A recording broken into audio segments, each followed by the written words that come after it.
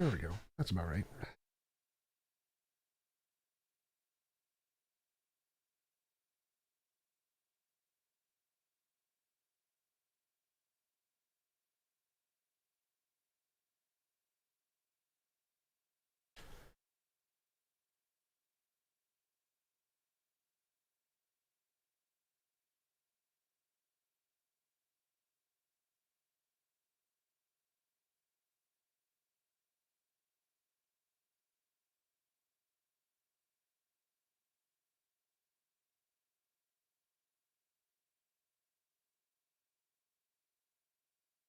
Hey guys, how's it going?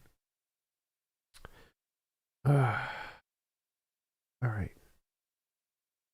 Benevolent Alex, Indo, how's it going? How do I send you a vid?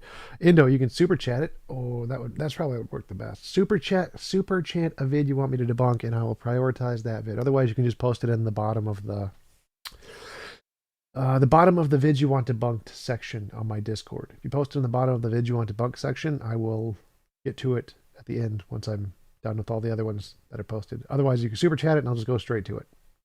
Super chat the vids you want debunked, and I'll do those immediately. All right, so this one was actually interesting because I like responded to this guy, and he ghosted me. He's like, no, he's afraid of me. So I responded to this guy to his debate challenge, and he didn't get back to me.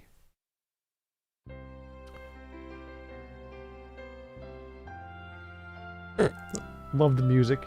Good music choice for a debate. Hey guys, this is Matt Powell. I wanted to put out a formal challenge to the atheist community of Austin, Texas. You know, a lot of people in your community have accused me of strawmanning evolution theory and trying to prove things that are supposedly unprovable. And so I wanted to give you guys a chance to come and address my claims on stage in Michigan. It's a sad music. The debate title would be, does geology support the flood of Noah? Yeah. Or is the flood of Noah a fact or a myth according to geology? It's a myth. I would be willing to debate that topic with any evolutionist. It doesn't matter. You could send out R and Ra.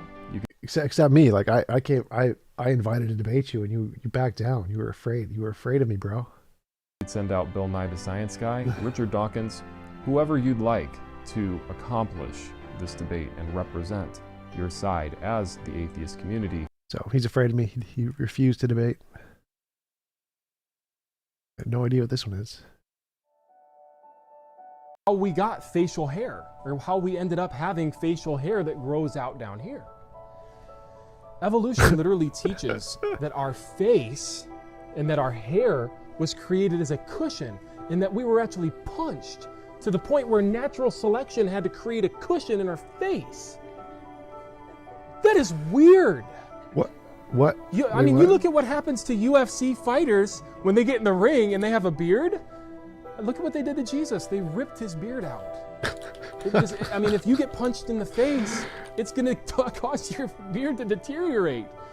Yeah, this experiment, Matt. Okay, look. Okay. Like, let's see. Let's Google it. No, I can't do it that way. Let's do it this way. Explains the existence of signaling sexual maturity. It's not punchable. There's no punching mentioned here. No punch mentioned. I don't know where he gets this punchy thing. You're clean shaven. Come on over here right now and let me jack you in the jaw with all my strength, okay? And grow a beard, and then come back and I'll jack. So it has nothing to do with beard. It's like 180 degrees opposite of what the reality of that is. I mean, it's funny with all the information that we have and the ability to Google things that people even believe in evolution. And he's saying in this day and age, with all the information and Google, the idea that people would believe evolution, like... They ripped Jesus' beard out. That's where all his power came from. That's why they crucified him, because they just ripped out his beard and he lost all of his power. It's like, oh God, the beard ripping, the ultimate weakness of the Abrahamic religions, especially the Islamic ones. Just rip their beard out and they just lose all their power. It's like 180 degrees opposite of what the reality of that is. I mean, evolution are complete. Yeah, we Google and debunks that guy pretty quickly. Could God create a rock so heavy he could not lift it?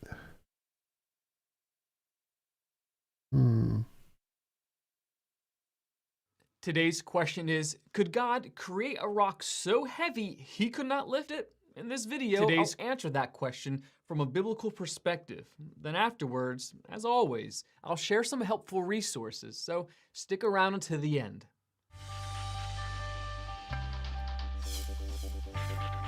So this is from...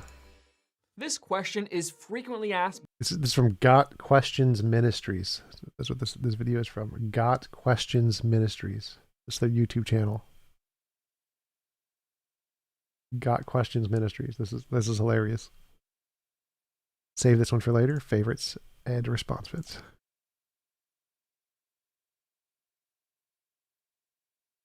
As always, self-contradictory, the identity, etc. If God can create a rock that he cannot lift, then God is not omnipotent. If God cannot create a rock so heavy that he cannot lift, then God is not omnipotent. According to this argument, omnipotence is self-contradictory. Therefore, God cannot be omnipotent. So, the question, could God create a rock so heavy he could not lift it? The quick answer is no. But the explanation is far more important to understand than... Then he's not omnipotent. So there you go. You can't do it, he's not omnipotent. The answer. This question is based on a popular misunderstanding about the definitions of words like almighty or omnipotent. These terms do not mean that God can do anything. Rather, they describe the amount of God's power. Power is the ability to affect change, to make something happen. God, being unlimited, has unlimited power, and the Bible affirms this. In Job chapter 11, verses 7 through 11, chapter 37, verse 23, 2 Corinthians chapter 6, verse 18, Revelation chapter 4, verse 8, etc.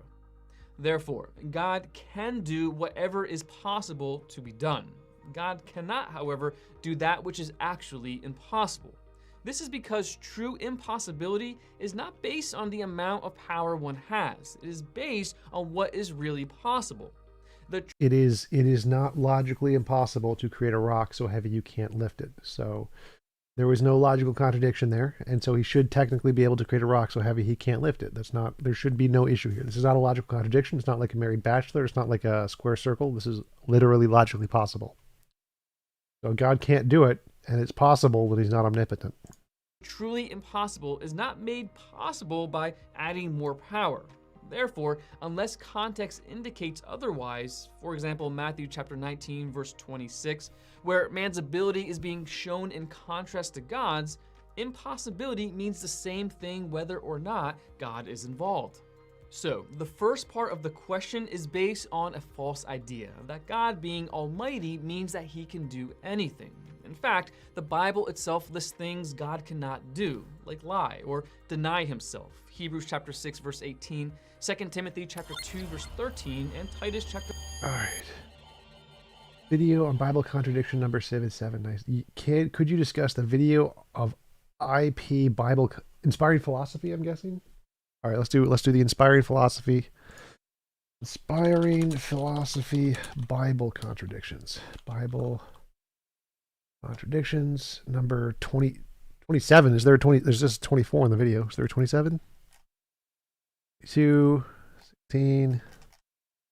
Go to inspiring philosophy videos.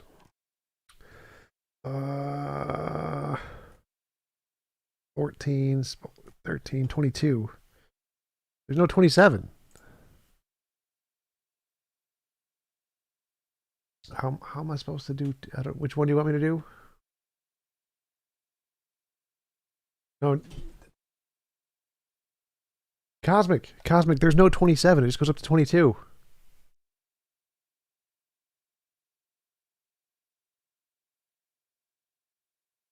What do you want me to do, Cosmic? I can't do it.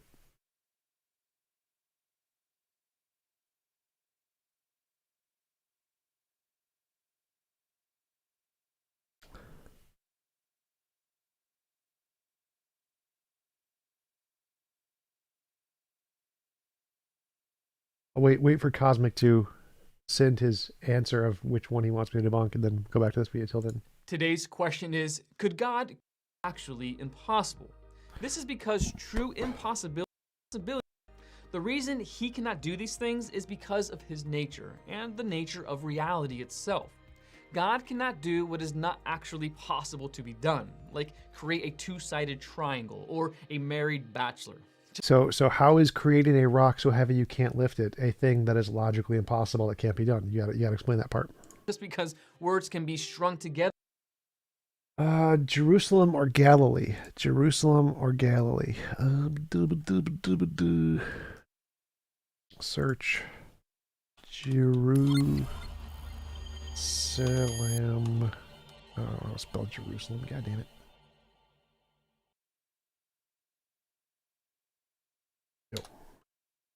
Through this one. There we go. Found it. Supposed Bible contradiction. Were the disciples told to stay in Jerusalem or to go to Galilee? The Gospel of Mark says that after the resurrection, Jesus would appear to the disciples in Galilee. Matthew adds that the disciples met Jesus on a mountain, Thanks, Frank. where they were given the Great Commission. And then his Gospel ends without mentioning the ascension or anything after that. However, Luke doesn't mention anything with regards to Galilee.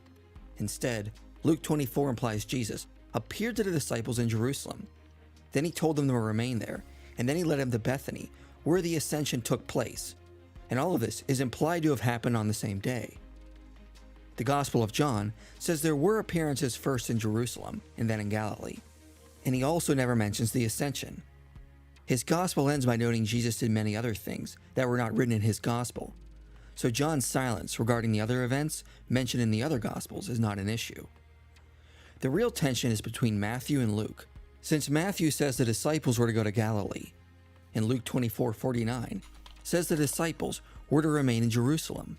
And Luke also implies the resurrection and the ascension happened on the same day, not leaving enough time for appearances in Galilee. Well, we need to remember, as we noted in previous videos, there are ancient literary devices at work. Matthew and Luke are both likely conflating and compressing the events after the resurrection to simplify the account for their audiences. This is clear, especially when we read Acts 1, where Luke says Jesus remained on earth for 40 days between his resurrection and the ascension. In Luke 24, Luke has greatly compressed this period of time to make the account flow more smoothly. As we noted in previous videos, in non-Western and ancient cultures, chronological sequence is not as important as structuring events into a coherent narrative flow. So I think what he just said here is that they can lie. So they can lie about the time frame and just make it up. Therefore, it's not a contradiction. See, it's not a contradiction because they can make up their own time frame because it's not important. Therefore, it's not a contradiction because it's okay for them to make shit up. Wait a minute. I think that does count as a contradiction, doesn't it? Because if they're making up their own time frame and the time frame isn't that important to them, then that's a contradiction. That means in the Bible there are contradictory time frames because they're using different time frames. That's a contradiction. Saying that they can make up their own time frame doesn't prove there isn't a contradiction. It just is admitting the point that there is a contradiction. Like, what? Events could be out of order, conflated, or compressed. What mattered to the ancient audience was the narrative flow, and that the events were structured. Like how does this not work for literally anything ever? You can say, oh, the order of events was completely wrong because they just didn't care about it, and so it's not a contradiction. You can say that to literally any text ever.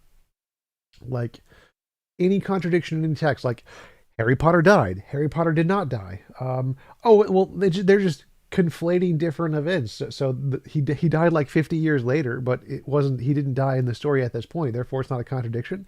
That's so stupid. Like, they just didn't care about time frames. So when they completely messed up the time frame, it's not a contradiction. Genius. Into The ad hoc reasoning at its finest. coherent fashion. For example, in Life of Lucullus, we are informed that Lucullus was granted a triumph on the second attempt to grant him one. But in Life of Cato Minor, Plutarch only briefly focused on the end result. Plutarch likely compressed the events in Life of Cato Minor to focus more on his main character. There are more details of the triumph in Life of Lucullus because he is the focus of that biography. Plutarch compressed many other events that are expanded upon in other biographies. How is this relevant? Like, the text says, send them over there, and the other one says, stay here. That's a contradiction. Like, this is not contradictory. Leaving stuff out is not a contradiction. This is a false comparison, a false analogy to the objection. So the objection is there's a contradiction between whether the disciples are supposed to go to Galilee or stay in Jerusalem. And there's no contradiction. So you got to address the contradiction. Richards and O'Brien say, in the non-Western world, stories often circulate around the event until it coalesces. Therefore, orderliness, but not the chronological sequence, is important. Because of Acts 1, Luke is... Satan's Little Helper. Did that other channel release their T-Jump interview? The intro was really interesting. You mean the Pasta Mike one? No, Pasta Mike hasn't finished the editing yet, so I don't think... I think if you're referring to the Pasta Mike one, then no. That one has not been released yet, because it was just made like yesterday. Thank you, Indo. Appreciate it. Obviously aware that Jesus did not ascend on the same day he resurrected. But to improve the narrative flow of his gospel, he has compressed the account and passed over other appearances that happened between the resurrection and the ascension. Which is why in his gospel, it seems as if the resurrection and the ascension happened on the same day. Moreover, this is not an uncommon theme in Luke and Acts.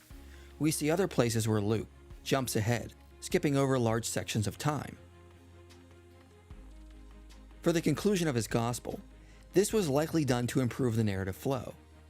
But since he adds in Acts that Jesus remained on earth longer than one day, there would have been plenty of time for events to play out in Galilee that Matthew and John highlight, before the disciples were told to remain in Jerusalem and the ascension took place. So in other words, Luke has employed the literary device of conflation, which is when an author combines elements from two or more events or people and narrates them as one. The author has conflated them. Accordingly, some displacement and/or transferal will always occur in the conflation of stories. As Lycona notes, we see this device in the lives of Plutarch. So he made shit up. He combined two stories, made a mistake, which led to a contradiction. Therefore, there is a mistake. Like, it seems like he's just admitting there's a contradiction and just saying, oh no, it's fine. It's totally fine. There's a little squeaky voice. It's fine. Not an issue. To give one example, in Cato Minor 31:1 to 33:3, Plutarch gives treatment to the two agrarian laws that were presented on different occasions, January and late April 59. However, in Pompey 47:3 to 48:3, and Caesar 14:1 to 7, Plutarch conflates these two occasions and presents the proposal and ratification of the laws. I think this is a tu quoque fallacy. Like, oh look, other people made the same mistakes, therefore it's not a mistake in the Bible. Like, wait, what? That's literally just one of the standard fallacies in philosophy. Like, you do the stupid thing too, therefore it's not stupid when I do it. Like, no, that's still a contradiction. This is a book written by an all-powerful being, right? Like, he shouldn't make these kinds of mistakes. As though on one occasion. And in Pompey, Plutarch conflates a third event, the proposal and ratification of the law extending Caesar's provincial command for 5 years. Likewise, Luke has likely utilized this literary device as well, and has combined elements from the first appearance to the disciples with later instructions that happened just before the ascension. That's correct, JG. You can use ad hoc reasoning to make anything fit. So ad hoc reasoning can be used to make all contradictions seem non-contradictions. That's why it's not really a serious method of inquiry. All in an effort to compress and simplify the ending of his gospel. So given this literary device and the additional details in Acts, there is no reason Don T. Jesus, as always, to assume Luke meant to teach that Jesus ascended the same day he resurrected. His instruction to remain in Jerusalem can be seen as something that took place just before the ascension. Now Matthew has probably... What would be the point of telling them to stay in Jerusalem, like, just before he rose from the dead? Ascension? Is that what you mean by ascension? Rose from the dead? I assume so. Like, if it was just before, what would be the point of telling them to stay? Like, oh, in a few days, which you couldn't leave anyway by this time, just stay there. Like, that's like telling me to stay in my chair for the next hour. Like, I'm going to do that anyway. What would be the point of telling me to do that? It's something that's already going to happen. This makes no sense. Like, if they're saying stay there when they literally didn't have the time to leave anyway, then it makes no sense to try and add that into the story as if it's a coherent narrative. That is not, it doesn't, that ad hoc reasoning does not make any sense. Also compressed, and instead focused on events that happened in Galilee, and then ended his gospel there for literary reasons. Mike Lacona also suggests Matthew and Mark may have transplanted the initial appearance to Galilee in order to simplify. Wait. So what they transplanted the initial appearance to Galilee? What? So you're saying they made it up? They said they made up the story and added it in a different city to simplify.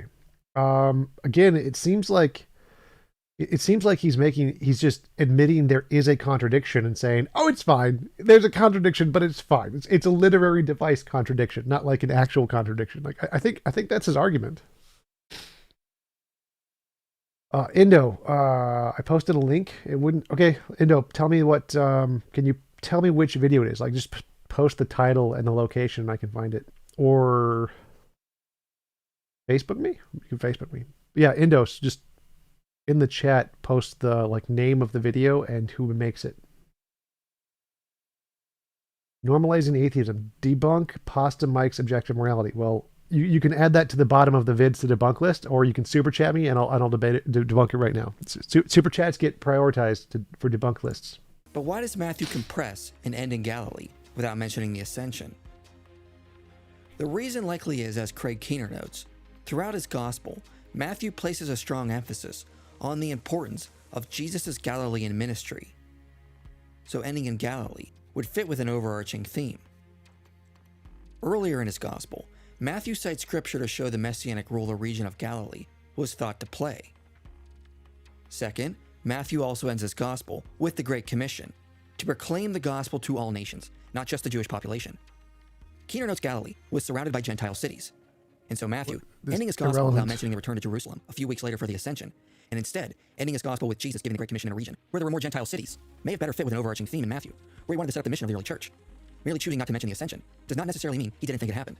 Instead, to fit with a few important themes in his narrative, it makes sense for him to focus on events in Galilee and end with the Great Commission to create a more impactful narrative he played out throughout his gospel. Okay, so I think we're done. He's just admitted there's a contradiction multiple times. He's just saying it's a fine contradiction because it's a literary device, which I don't know why he thinks that makes it not a contradiction.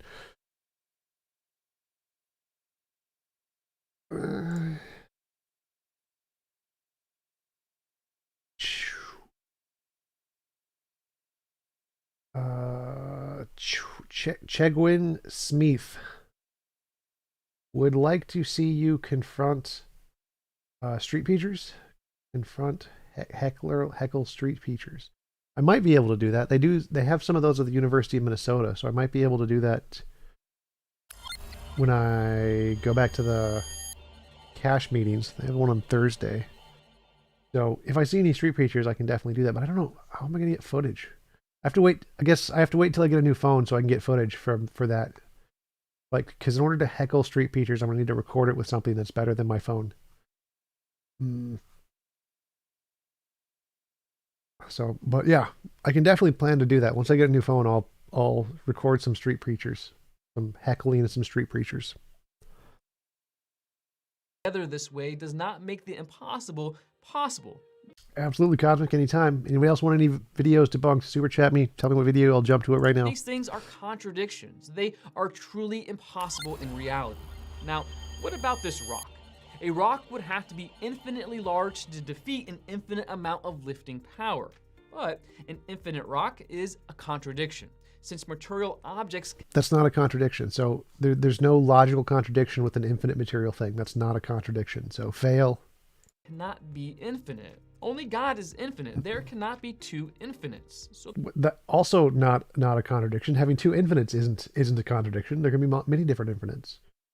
Now, that's not a contradiction, so that this argument also fails. The question is actually asking if God can make a contradiction, which he cannot. Neither of those are contradictions. Like, what a silly argument. Want to learn more? Subscribe so you don't miss the next video. Visit gotquestions.org for Okay, well, that was dumb. Like, you just presented non-contradictions and said they're contradictions, therefore they can't happen.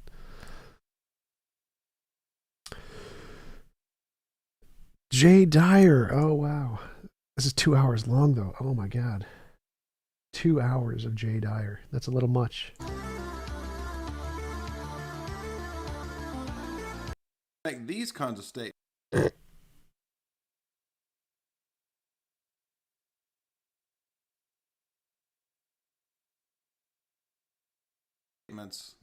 I have a whole bunch of these kinds of statements or beliefs already assumed. So this is where we Thank you for the follow, Tommy Slick Herbst. get into what we call preconditions or transcend future metaphysics. Right, go to the Ark encounter, Tom. Would love to see you talk to Ken Ham himself. So when you get the chance, watch, I think it's a G-Man. Watch G-Man video for the lulz. All right, G-Man video. Yeah, I think it'd be a good idea to go to the Ark encounter and do a recording like, what's her name? Gut to Gibbon. Like, that would be fun to do a debunking of the Ark encounter. Oh, none of these are giving me, like, actually G-Man creationism. Creationist. Nope. G-Man YouTube. Frank, do you have a link to the G-Man so I can find him?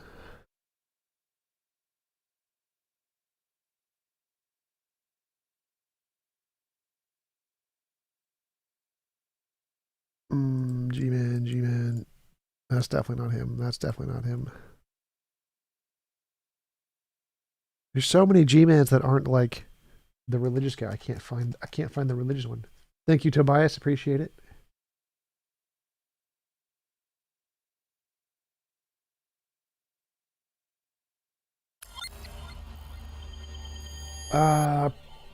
Perfect one.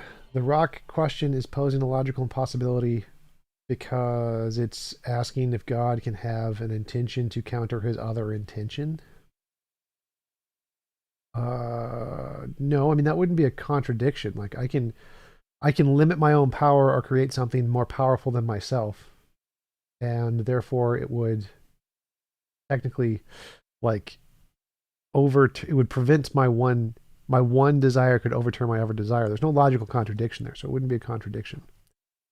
Frank, you'll send it to me through Discord. All right. Pull up Discord on a different window.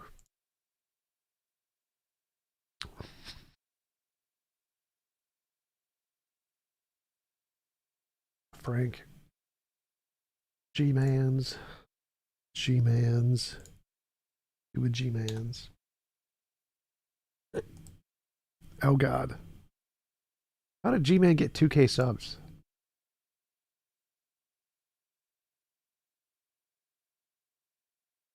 GTV Network. Well, he's not named G-Man. All right. This is going to be rather quick, and this is going to be truth in 5 minutes or less. David Anthony made a YouTube video today claiming that the donations that Shandy for Christ received. I don't care about the donations. Give me an argument.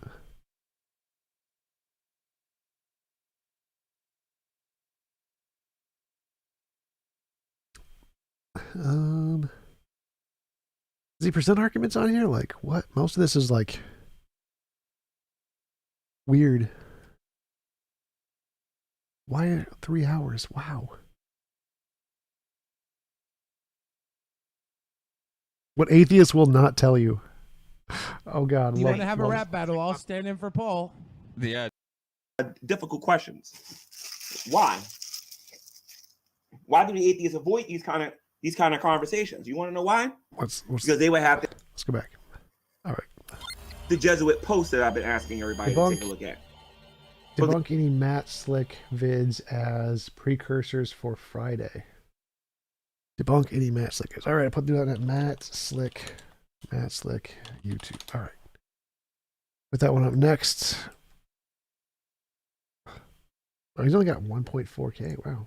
G-Man has more subs than Matt Slick. The Jesuit post, How to Be an Atheist, an Unspeakable Guide. Go to this site and check this out. If you don't know this, Jesuits are atheists. Jesuit.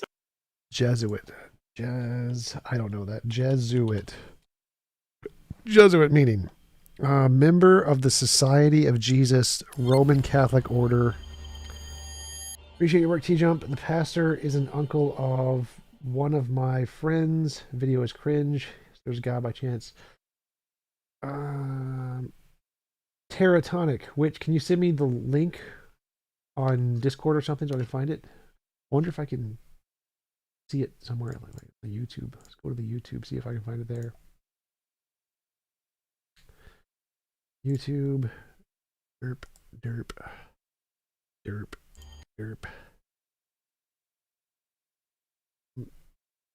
Doesn't show up. The link doesn't show up in the super chat. Or video. The video is Courage, Yes, There Is a God by. Yeah, I'll put that one on. That one's after the Matt Slick one. Which one is it?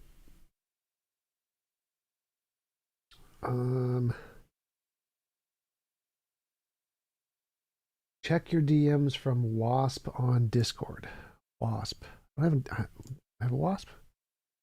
There we go. Teratronic sent me that one. Courage, Yes, There Is a God. God, it's 4 views. I have 4 views. I put that one there. All right. Good morning, everyone. Close that one. Jesuit.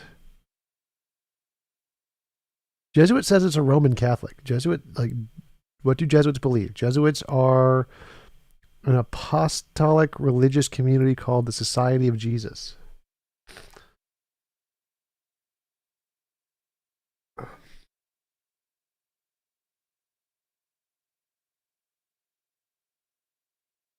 Perfect. His intentions aren't like so. Perfect says it is not about limiting yourself. God cannot have the intention of the rock being lifted and have the intention of the rock not being lifted. We don't care about his intention. We're asking, can he create a physical rock and cannot physically lift it? His intentions aren't the part we're asking about. We're asking, can he physically not do it? So that's not a part of the argument. You're strawmanning the argument. Perfect. Can you write a blog and refer to it as a peer-reviewed paper? Mr. Agnostic, get red on the face. That'd be hilarious. That'd be hilarious. Totally, Gabriel. I'll totally write a blog called a peer-reviewed paper. All right, well, YouTubers are my peers, so technically it would be true. Thank you, Jacob. All right. Indo, I don't see any Indo,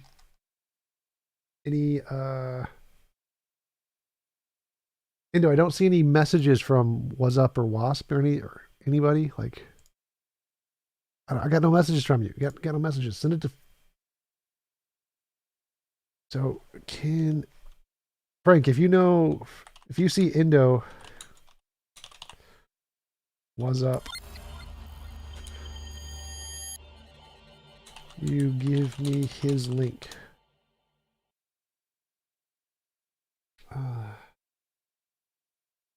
Fantasy Vermin Skit. Yes, I play StarCraft, or I used to play StarCraft. Indo, I still don't see any messages from you, so let me know when you send it. All right. Going back to the G-Man temporarily. The present Pope that is in power right now, Pope Francis, is a Jesuit. Right now, the atheist community don't even know that there's an atheist posing as a theist, and he's the head of the Catholic Church right now. What? So G-Man is saying the Pope is an atheist? Well, I mean, that's cool. I would happily accept the Pope into our atheist ranks. Do we have any evidence that the Pope is an atheist here? Like, I don't get the rationale here. But let's hear G-Man's justification that the Pope is an atheist. We got to stop listening to these atheist claims, and we got to start thinking a little bit. Well, why don't they want me to know this stuff? Why don't they want me to ask ask them difficult questions? Thanks, Renee. Appreciate it. Why difficult questions like the Pope is an atheist? That's a difficult question. Pope being an atheist is a difficult question? Many atheists avoid these kind of conversations. You want to know why? Because they would have to admit that God exists, and that's the last thing that they want to do. That's why they practice denialism. That's why they use jargon. I just said I'd be happy to admit the Pope is an atheist if you had evidence, but do you have any explanation for the Pope being an atheist? And they con people into becoming atheists. And I bet you this, if anybody ever came in this room and told me their story on how they became an atheist. How do you con someone into becoming an atheist? How do you con someone to stop believing in a God? Like, how does that work? Like, oh, look, a plane. Oh, no, I don't believe in a God anymore. Wow. Ah. Like, it doesn't make sense. Like, how do you con someone into not believing into a God? I don't get it. I'm telling you straight up. If you went from being a theist to an atheist, you got conned. If you went from being a theist to an atheist, and the reason why you're an atheist is because you couldn't answer certain questions, you got conned. And you made the big mistake of assuming what the atheist was saying to you was true. How is that a con? So I ask you a question, you don't have the answer to the question. I do have an answer, it makes sense. How is that a con? That's not how cons work, G-man. Do your research, or you will be a victim of warfare. So anyway, Victim of warfare. You will be a victim of warfare. It's hilarious. A victim of warfare. Thank you for the subscribe, Lucas. Play this video here. This one, ladies and gents, again, is on Christmas is a Lie. Christmas is a lie? Is the one with what? Is video 6. And we're going to be dealing with what Dawkins and Hawkins, Richard Dawkins and Stephen Hawkins, has to say about God's existence. So let's get into this here. Let's do it. Oh, and if you guys missed it, on previous videos we showed where Richard Dawkins claimed to be a cultural Christian. What the heck is a cultural Christian? A cultural Christian is somebody who wants all the benefits of Christianity without believing in a God. You heard people like Bill Gates state that he's doing God's work while claiming he's an atheist. It's ridiculous comments like that got to make people start questioning what exactly is an atheist at the end of the day. If you don't believe that God exists, how are you saying that you're doing God's work? Cut the nonsense out. Cultural Christian means that you accept the cultural values without actually believing in God. It's not like a super difficult thing.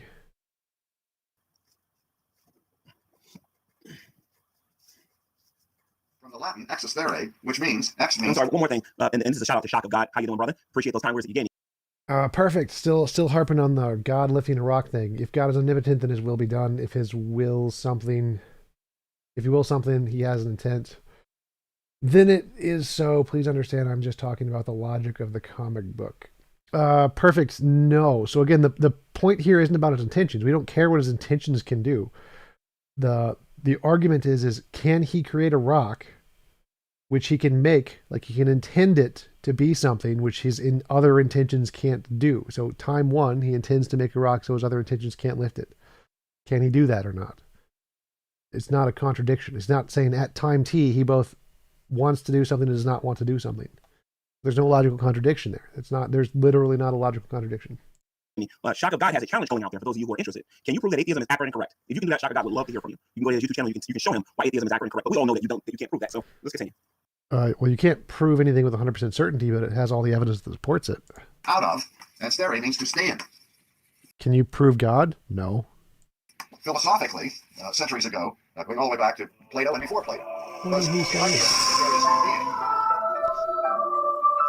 Also want to put a quick disclaimer out there that I don't I have no idea what this. Okay, well, I have no idea what G-Man is even saying now. Moving on. Matt's updated something recently. Okay. Let's see. Is there a short one? Hour. There's a 2-minute one. Carbon video is getting kicked off YouTube. All right, everybody. Just want to give you a quick heads up on what's happening.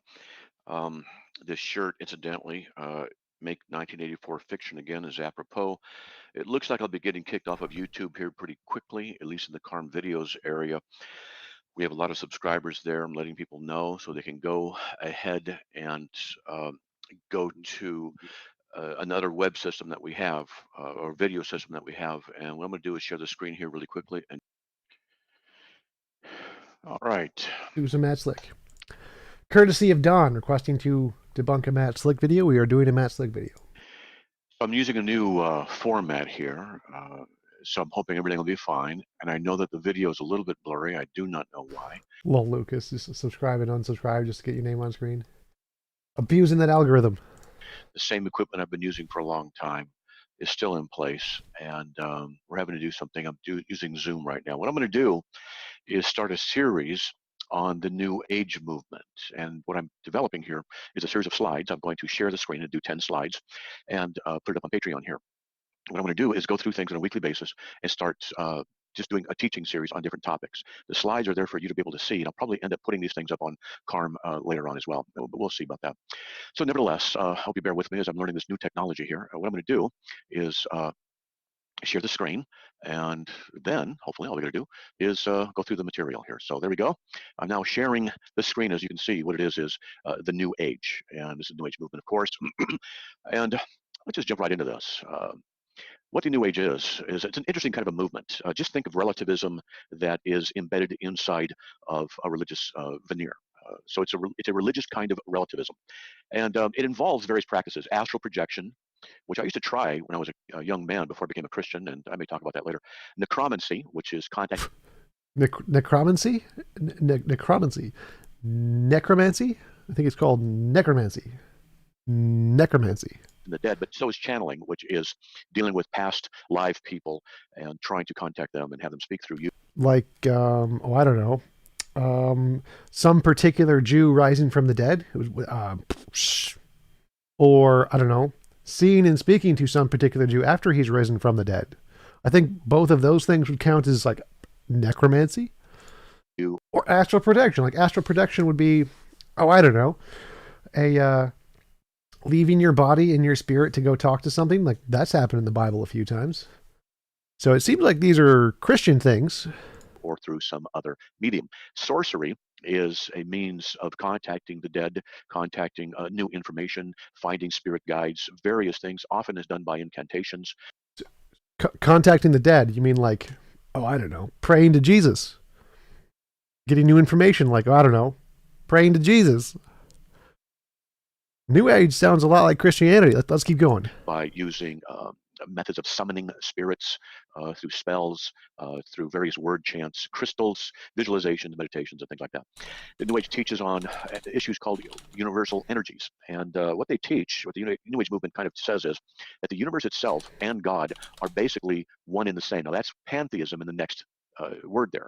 And so because God and the universe are one. Universal energies like God's will, nature, his morality, the goodness of God, like omnipotence, or omnipresence, the universal energy of God's nature, omnipresence. It's a lot like Christianity here. One and the same, and God is impersonal, not. G-Man at St. Peter's Gate, you are not a Christian. All right, I'll put that one on the list. Alive in a personal sense, yet the universe is divine.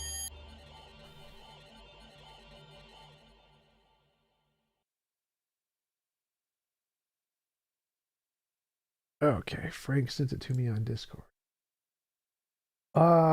Gabriel, I can't find it. I googled that video and nothing shows up.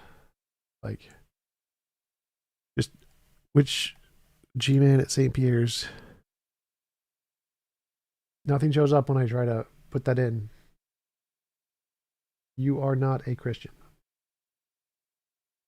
All right, going to Frank.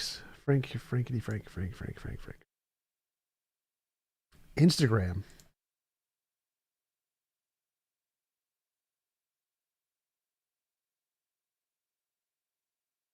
All right. Do that one after the Matt Slick one because he divine by nature, and they just have these things called frequency.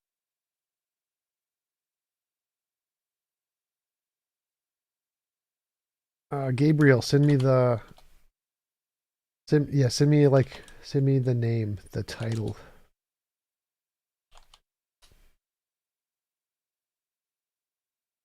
And there are energy frequencies. Crystals have frequencies. The ocean has frequencies.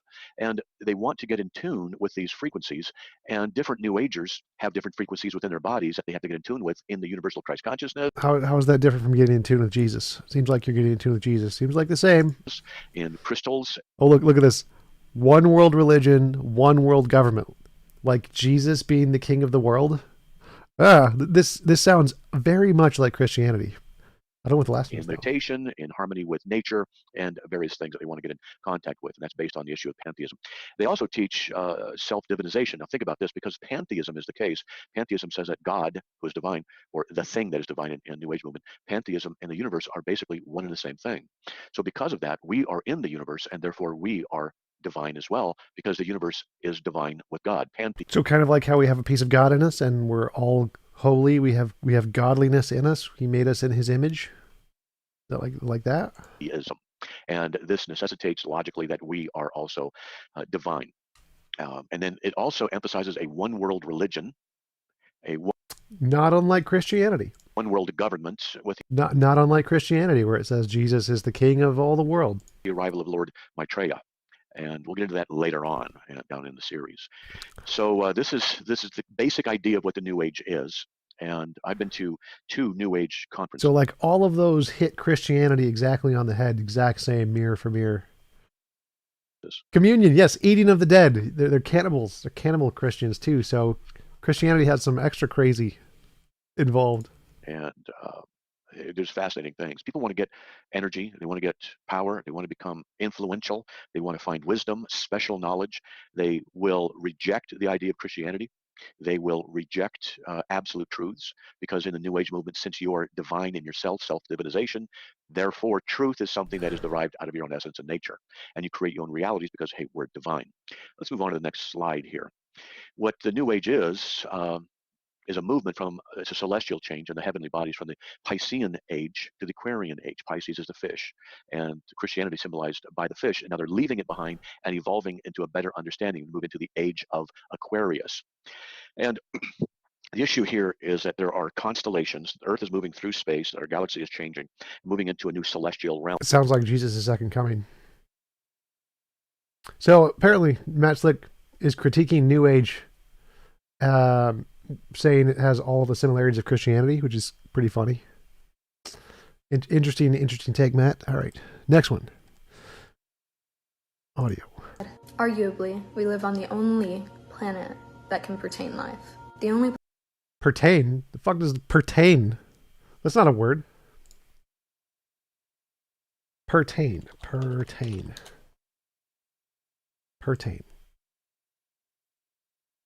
Yeah, it is a word. It is a word. Pertain. Pertain is to be appropriate, related, or applicable. Existence in a specified place or time. I don't see how anybody cannot believe in God. Arguably, we live on the only planet that can pertain life. The only planet that has all the right ingredients for life. We're the well, that's false. Like, we have like an entire database of videos, or of NASA's been collecting a bunch of data on other planets that all have the things for life, like Goldilocks zone, et cetera, et cetera. Like, not the only one. Like, no. The ingredients in life are like the most common elements in the universe, like hydrogen, oxygen, nitrogen, like the chemicals. I think it was Neil deGrasse Tyson. The chemicals in life. Neil deGrasse Tyson on chemicals in life. Ingredients for life. Just because a planet can support life, does that mean it will? On the element carbon. Carbon is one of the most versatile elements. Each carbon atom can hook up with 1, 2, and a few other elements in the universe of life's chemistry. There's a lot of it in the universe. It's not the video I'm looking for. I want to see the one where he like explains that.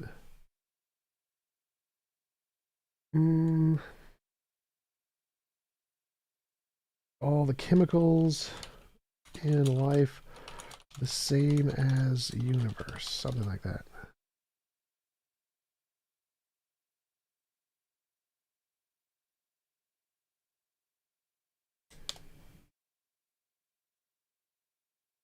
Videos.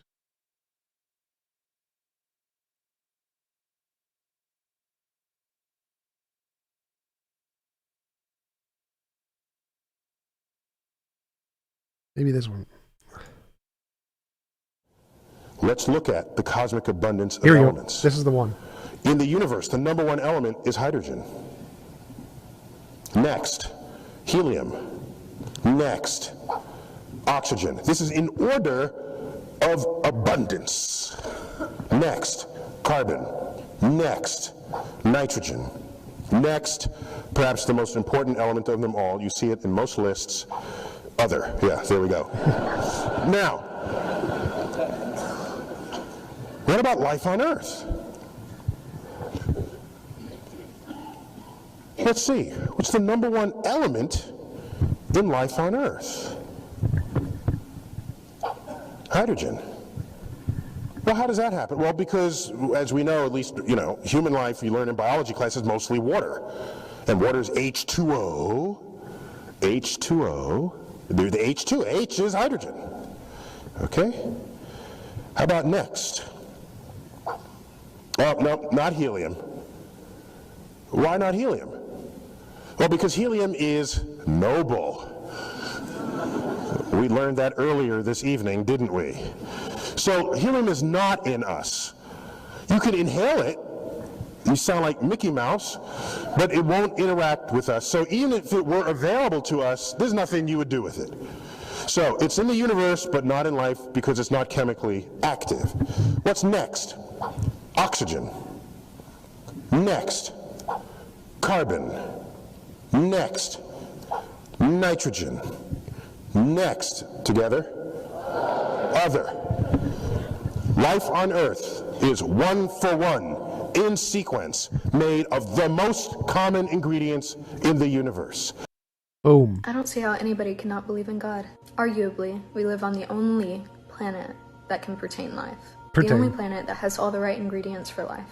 We're the right distance from the sun so that we neither burn up nor freeze. We have like lots of other planets. The right atmospheric pressure for water on our surface. Like lots of other planets. We have just the right amount of water so that we have seas and land. What?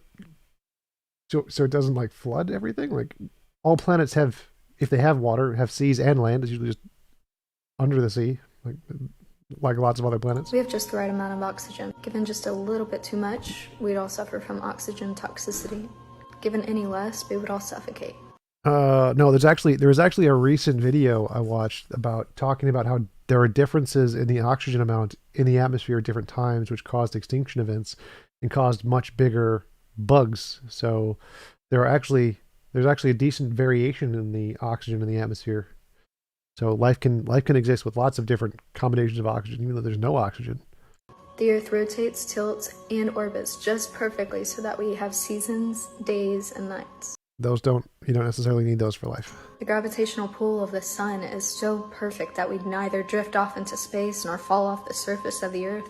Now, like literally every planet that we see in a solar system. I mean, if you want to believe that an explosion, extreme heat, and chaos created all of this perfect order, then be my guest. You mean physics? But it just doesn't seem plausible. I don't see how any... All right, debunked. Oh, I got that one too. So, courage video time. All right. This is 30 minutes. So today we are continuing on our courage series, and this is a series we've kind of just been going through several different topics. Just to mention, anybody in the audience, if you want me to debunk a video, super chat me. I'll add it to the list and go from there. That I've said take courage to stand for in our current society that we live in today. Because as Christians, we've just been talking about, we are called to be several different things. We're called to be change makers. We're called to be the light of the world. We're called to be... That's correct. Second best, Bob. We evolved to suit our environment. Puddle analogy. Truth tellers, and we're called to be ambassadors of Christ. That's who we as Christians are called to be. And to be any of those things today in this environment we live in, it actually takes courage. You have to be a person of courage. So today the topic we're going to hit on is that yes, there is a God, okay? And this is, to me, an unquestionable, undebatable belief. It is something that's just a logical fact. And today I'm going to show you why I believe that to be true. That's a logical... Yep, Indo anytime. So anybody else wants to super chat me a video, I will debunk it, add it to the list. Logical fact. But while saying that, you have to also understand that the belief in God is something from time to time we have to think about in order to be confident about. Because if you're like me, there are times you kind of just wake up or you have days where you just kind of look back and you're kind of like, is this whole thing and a belief in God, is it just like this little thing I've played in my head and is it like a little game I'm doing, or is it actually reality? How many of you have that from time to time? Does that happen to more than... I'm one of the few, honestly, I'm the minister. This still happens to me from time to time where I have to go through mental exercises to reconvince myself that there is a God, and this isn't just some game I'm playing or just some fantasy, that actually is true. Now, the reason it's important for us to have these moments and to think through it is if you do not think about why you believe there's a God, what happens is you will just trust other people's. One, as I'm going to show you the American population, the first set of groups data here, is this is the overall population of the United States. And here's what we find. 61% of the population of the United States is convinced there's a God. That means if you ask them they're a God, they will go, absolutely. And if you ask a question, because they do, are you convinced of that? 61% will say yes. 26% have doubts. And what that means is they don't necessarily don't believe in a God, but they're going, I kind of do, but somebody... Best top. What is Super Chat? Super Chat is when you click the $sign and you type a message. Mo Mori, challenge me if you can. I have no idea what you're talking about. If you want to debate, it costs $50. Give me $50, I'll debate you on whatever you want. He might show me wrong, and I'm not really real confident in it, but yeah, I probably believe in a God, but it's not the most confident choice I have in my life. 12% of the United States doesn't believe in God at all.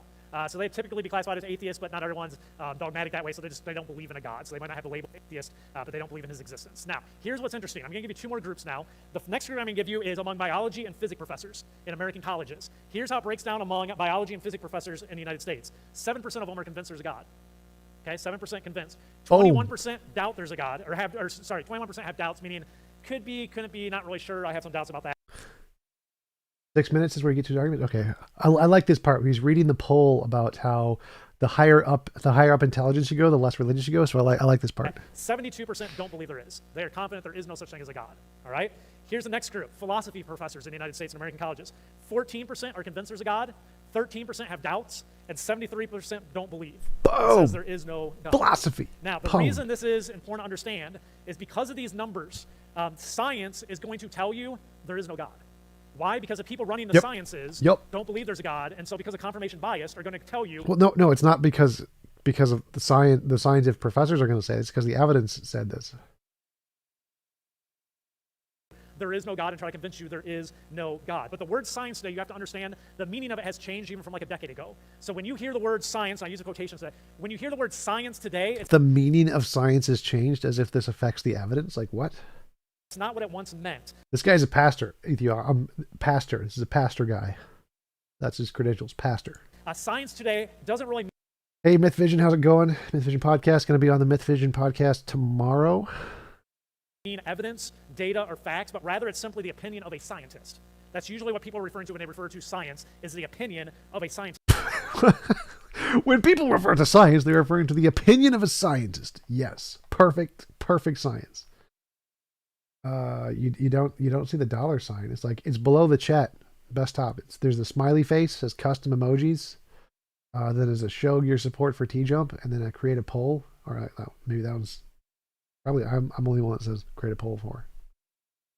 It's not necessarily the data and the facts and the evidence that surround it. So when you hear people today call other people science deniers, you have to understand those people aren't really necessarily denying data and evidence and facts. They're rather simply disagreeing with a scientist's opinion. A science denier is disagreeing with a scientist. Clearly, this makes perfect sense. And if you do that, then you are labeled a science denier because the term science has changed what the definition of it is today. Because clearly every scientist agrees on things, therefore they don't ever disagree with other scientists. It wouldn't make them all science deniers because they disagree with other scientists by this guy's ridiculous definition. What? So the term science, just like most things in our society today, has become corrupted. And so that's a sad part as you look at the reality of what we live in today. So this guy's made up definition of science has corrupted all of science. Thank you, Merrick. Appreciate it. It's actually the real science, the data, the evidence, and the facts that confirms the reality of a God. And so does it now? Interesting. That's what I'm going to show you today. So here's the thing. To start off, we first have to define what I mean by God and the term God, because that can mean a lot of different things to a lot of different people. So let me define what the word God means when I reference it today. It is a concept of the belief that there's an eternal, intelligent designer or creator, okay? That there is a God out there somewhere who's eternal, intelligent, and he is creator. Now, today I'm going to show you how each one of those descriptions is an undeniable, logical truth that doesn't require any knowledge of the Bible to actually come to that conclusion. Thank you, Myth Vision. Sending you the tithe to make this minister jelly. Hilarious. So just so you know today, I'm not using the Bible at all today. It's one of the very few times you'll ever know that I'm not quoting scripture and scripture and scripture. I'm not using the Bible today because we're not talking about the Bible. And you don't need the Bible to understand that God exists. No Bible. And so that's why I'm excluding it today. And we're going to go through these three terms: eternal, intelligent, creator. And I'm going to explain to you why we can have complete logical faith and understanding of knowing that is truth. And that is the reality that we live in. So take the first word. And the first word is this: eternal. So the question is there eternal? Is there something that's not based in starts and stops, but something that just is? That's what eternal Yes, reality. Means. Is there just something that just is? It has no beginning, it has no end. Is there something that's eternal? And what yes, reality. I found is there's one simple question that reveals this to be an undeniable truth, that there has to be an eternal. Those of you that know, this is the thing that destroyed my atheist belief system and started me on the road to becoming a Christian, was on a Saturday morning, this was the question that popped in my head that I could never get rid of, and it led me away from my atheist beliefs, and it started to lead me to the belief in a God, and then starting to search for a religion. So that question is this: those that have been through this before, I do this about every 5 years, you know the question is this: what came before that? And that one simple question proves that there has to be an eternal. So let me explain to you how that works. We're going to use these music stands as a quick illustration so you understand. We're going to call music stand number 1 here. This is the present right now sitting in this gym. And this is us right now in the moment, okay? And you ask the question, what came before that? And many of us, let's just go back to the day that we were born or whatever, and we can go, well, we were born and this happened, and so this is the time period we're in here. And you go, okay, what happened before that? And we can skip over to this one, and we can be like, well, I know some things had to have happened for me to be born that we're not going to talk about in church today, but I know those things happened. That's what happened here. And you go, okay, great. What happened before that? And then you can get back all the way back, and we jump into maybe the Big Bang. That we know the Big Bang happened. So the Big Bang happened, that explains everything. And you go, that's great. What came before that? Now, some people can get to reality. Reality was always there, was never created, had no beginning, has always existed, like you think God was. That's what was before that. Next stage after that, what you'll get typically with some people is they'll talk about there was gases, and those gases condensed real tight, and that's what caused the first Big Bang. Boom, and everything blew up because it's condensed so tightly. The first Big Bang? First Big Bang. That's an interesting choice of words. And as a Christian and just as a believer in God, I don't really care what they say here. All I'm going to say is this: what came before that? Reality. Reality has always existed. It has never not existed, and it has always been there. And we can move over here, and we can go, well, we're over here now. And somebody might give you something beyond that. If they do, what you'll usually get into is things called like string theory and multiverse and stuff like that. And you'll get people. Thank you, John. Watch the Myth Vision podcast on the Myth Vision YouTube channel tomorrow. People get into like some of these crazy ideas. If you watch the Marvel, different things. Ethio, I have to prove that reality has always been reality. Like, not sure you understand the term reality. The comic books now, you get a multiverse and all that they kind of adopted, but you'll get. I can't demonstrate reality as reality and always been reality. Like, I'm not sure. Not sure you know what reality means. Some crazy things and topics over here. And my thing is, I'm not even debating if they're real or not. It's not even an issue. Those gases condensed. Good catch, Martin. Yes, I'm not sure about the condensing gases that caused the Big Bang. How do they condense? How are they gases? They weren't gases. It was a plasma. The question is, every time they give you something, you just say, what came before that? And what came before that? And you can keep doing this, and what you find out pretty quickly is this. You can't keep asking that question assuming you're going to get an answer based on that logic and that thinking. Because at some point, logically, you have to accept this. At some point, I have to accept there's something that sits outside of this whole thing that started the first thing. And this thing doesn't operate in this system of starts and stops. It just is. Because logic... Well, you can also have an infinite regress. Like, infinite regress is perfectly possible. There's no logical contradiction with an infinite regress. So you can have an infinite regress of things. That's perfectly fine. You can't always have a what came before that. At some point, you have to just say something started it. And now we're going this way and going, well, you have all these things. You've got gases, the Big Bang. You got my mom and dad. You got my life being born, and you have present time. Something had to start that in motion. And that something has to be outside that system. Therefore, there has to be something that's eternal. And logically, we have to accept that and understand that's just an undeniable logical fact. There has to be an eternal. Well, no, it's definitely logically deniable. You can have an infinite regress. Infinite regresses are not a logical contradiction. You can have an infinite regress. There's no problem with that. Very simple mindset to go through, but it explains everything, which is, as crazy as eternity sounds, because we live in a start and stop system and a temporary system, as crazy as it sounds, it's the only logical conclusion you can come to, is at some point you have to admit there's an eternal. There's something that doesn't operate on first. Teratronic. Yes. It doesn't make sense to him, therefore it's false. Like, you just show him the videos of the actual, like, professors of physics talking about this. Like, yeah, it's possible. Like, I think the fact that it doesn't make sense to him, that's called an argument from incredulity. It doesn't make sense to me, therefore it's not possible. And last starts and stops and stuff like that. It just doesn't exist. Something that's eternal started that chain, and that explains everything else. When you accept that, everything else makes sense. And everything else fits right into a perfect picture. You can go, okay, now it all makes sense, and I'm not confused anymore. And that's why I say, is there an eternal? I would say it's an undeniable fact that there has to be an eternal, okay? Something has to be eternal. If you do not believe that fact, what happens is you get into all sorts of crazy, crazy theories trying to come up with some other explanation that doesn't make sense, and it's more crazy than believing there's something that's eternal. One of those other doesn't make sense even more so than an invisible sky daddy that exists outside of space-time, like a spaceless, timeless, immaterial being. So something that exists nowhere at no time and is made of nothing. Talk about things that don't make sense. Other ones I mentioned them, you have like string theory, multiverse theory, you have the Big Crunch theory. The Big Crunch theory is they believe the universe is eternal, and it expands, and then it slowly collapses on itself and crunches on itself, and then blows back up and has another big bang, and it just does this for eternity. And it goes back and forth. The problem is they found that makes sense. That science is showing that the universe isn't only just expanding, but it's accelerating in its expansion, so it kind of blows that whole theory out of the way. It doesn't blow that theory out of the way. So there's Neil Turek's model of the Big Crunch model, which is that the dark energy reverses at some point and causes a big crunch. Like, that's perfectly consistent with everything we see. So that isn't inconsistent with the Big Bang model or the expansion of the universe model. So that's perfectly consistent. Like, that doesn't contradict the Big Crunch model. Multiverse gets blown out of the water. String theory now they started to throw out the window, but just 10 years ago those were all thought to be real possibilities. Yeah, Travis Lowell, he's trying to appeal to reason after saying that led atheists astray. The theories that explain the eternal, but none of them have worked. But we do know something has to be eternal. Now the second thing is this: we also know this eternal has to be intelligent. Ooh, okay? this will be good. As I said today, we're not trying to prove Christianity. We're going to do that in coming weeks. We're going to talk about why Christianity is different. All this is today is proving that there is a God, and it is an absolute logical fact that there is a God. So is the eternal intelligent? And the greatest evidence of this is what we know today is the scientific discovery and understanding of DNA, which shows us that we know this eternal. How does DNA show the creator of the universe is intelligent? DNA could be created by aliens. Even if grant it's indicative of intelligence, that would only show it be created of aliens, not the creator of the universe was intelligent. Also, it doesn't. Like, all of the evidence shows DNA is a natural process that has nothing to do with intelligence. So not a great example. Has to be intelligent. Now, logic tells us that information is a product of intelligence. Logic tells us? What do you mean logic tells us this? Like, mathematical theory, Shannon information theory, where information comes from, information theory, says information is a product of a stochastic system, not intelligence.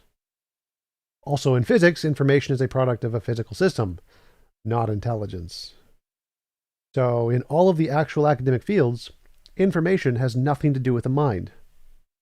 Okay, logic tells us that information is the... We need a fallacies emoji. Yes, we need a fallacies emoji. Get one of the like little red things that Pine Creek has that like flashed on the screen. Fallacy alert.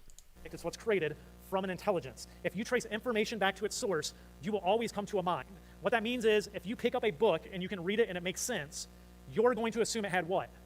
An author, right? Like, a book doesn't just magically appear to make sense and you read it and go, oh, that's a nice story. You assume when I see that information, that's always going to trace back to a mind that created that story. So information also exists in bricks and particles and crystals and snowflakes. All of those things have information. None of them have a mind. So if you saw those and thought they have a mind, you would be wrong. So just saying information, therefore a mind, is wrong. We know that logically, that information is always a product of intelligence. Well, here's the thing. No.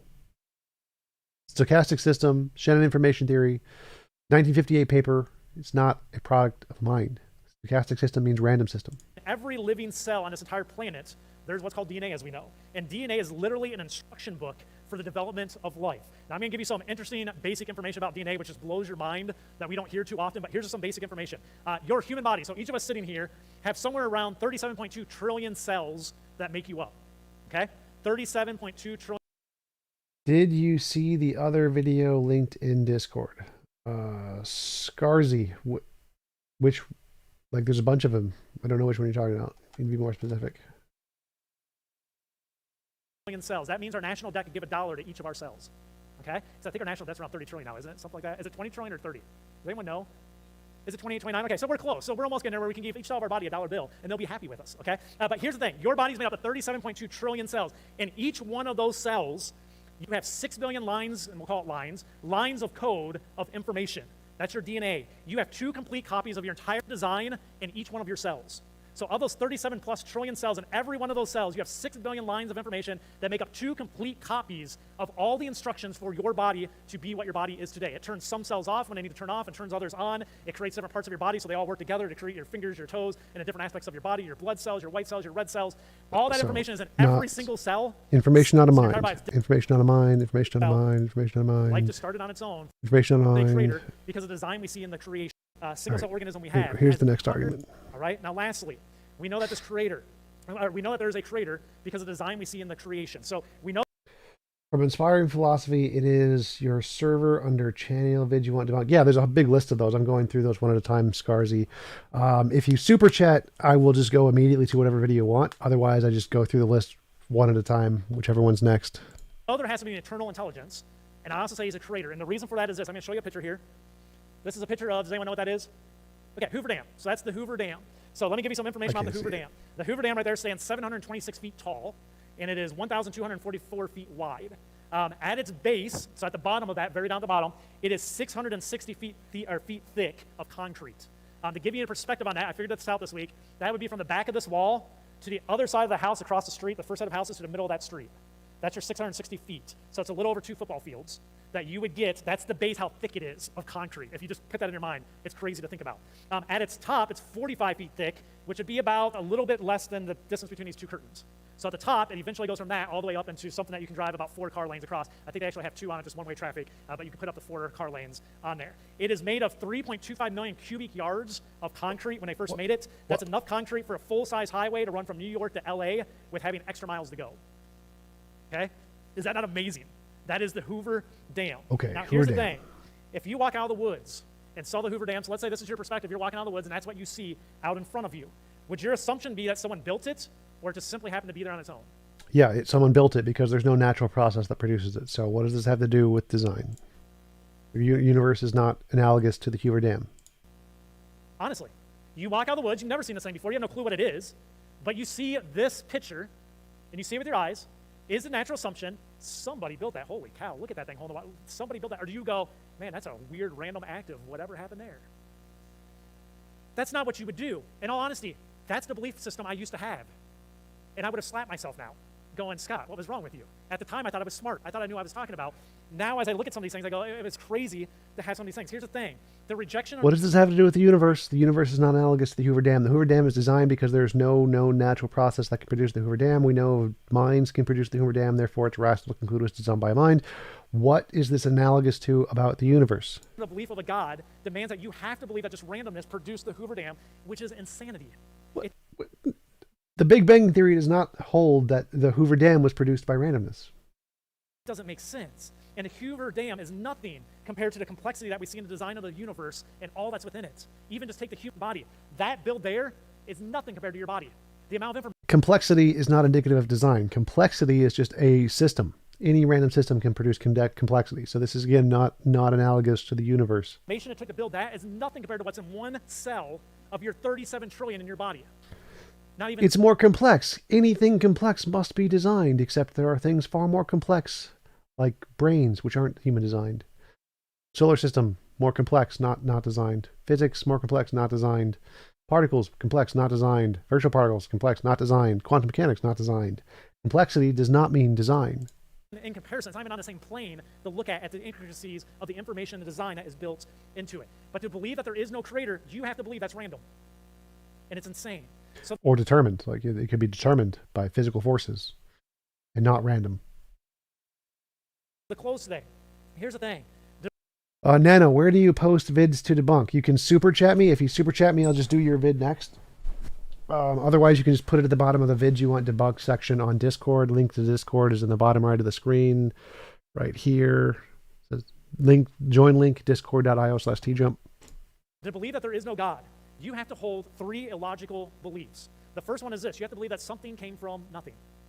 You have to believe that something came from... What? No one believes something came from nothing. Reality has always existed. It didn't come from nothing. No one believes something came from nothing. So that's wrong. All right, next. From nothing, and that's how it all started. You have to no one believes that. Also believe that detailed instructions have no author. Well, that's been proven. Shannon information theory. Shannon information theory shows information can come about by a stochastic system. So we know that's testable predictions. We demonstrated that. That you can have detailed instructions that have no author, and you have to believe that incredible design had no creator. Incredible design had no creator. That's kind of begging the question. It's design, and it's had no creator. Like you can't beg the question and say it was designed. It doesn't work that way. It's called making shit up. Now, on the other hand, if you believe in God, if you believe in an eternal, intelligent creator, it is. Yes, if you believe in an eternal, a powerful, imaginary sky daddy.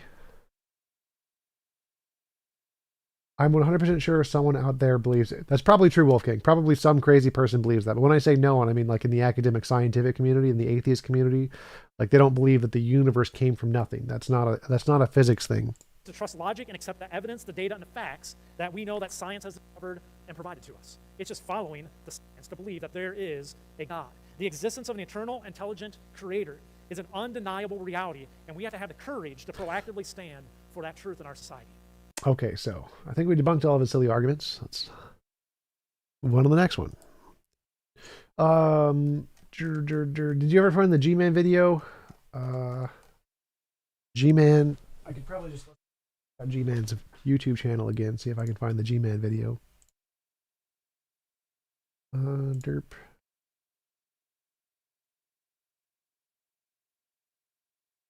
Go to the Frank messages, go to the G-Man channel.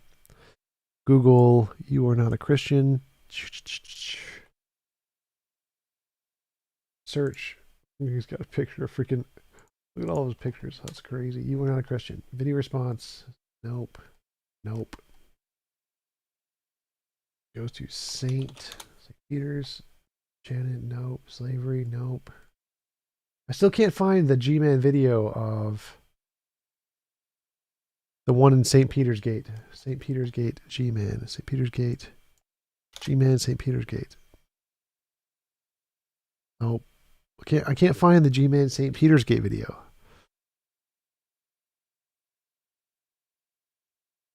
Cannot find the G-Man St. Peter's Gate video.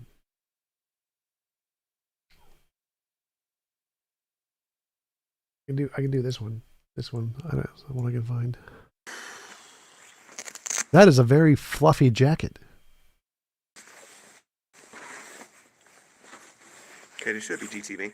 Hello, everyone, and welcome to GTV. I am G-Man, your host, and today I want to talk about how to utterly destroy atheist street epistemology. It's not super hard to do. Atheist street epistemology. That street epistemology is a specific thing, and epistemology is a wider thing.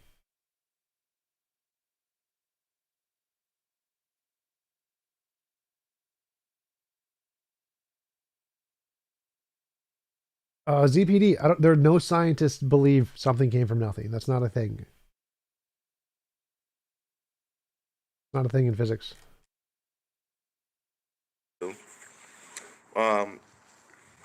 And it's something that you can that you have to make a decision on whether or not you want to spend the next 90 years arguing with an atheist, or whether or not you want to get it over with like that. And today I'm going to show you how to do it. I'm going to prove that this is the case. This is not my opinion or anything like that. This is just a fact of the matter. He's going to prove it. Right. So if you're on a college campus or something like that, or you're in a high school, or you're minding your own business at work, or wherever it is that you are, and you got an atheist, and you're sharing your faith with people, and you got an atheist saying, well, how do you know that God exists? How do you know the Bible is valid and true?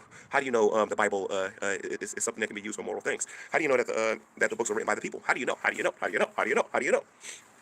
And there is a way to get out of those conversations like that.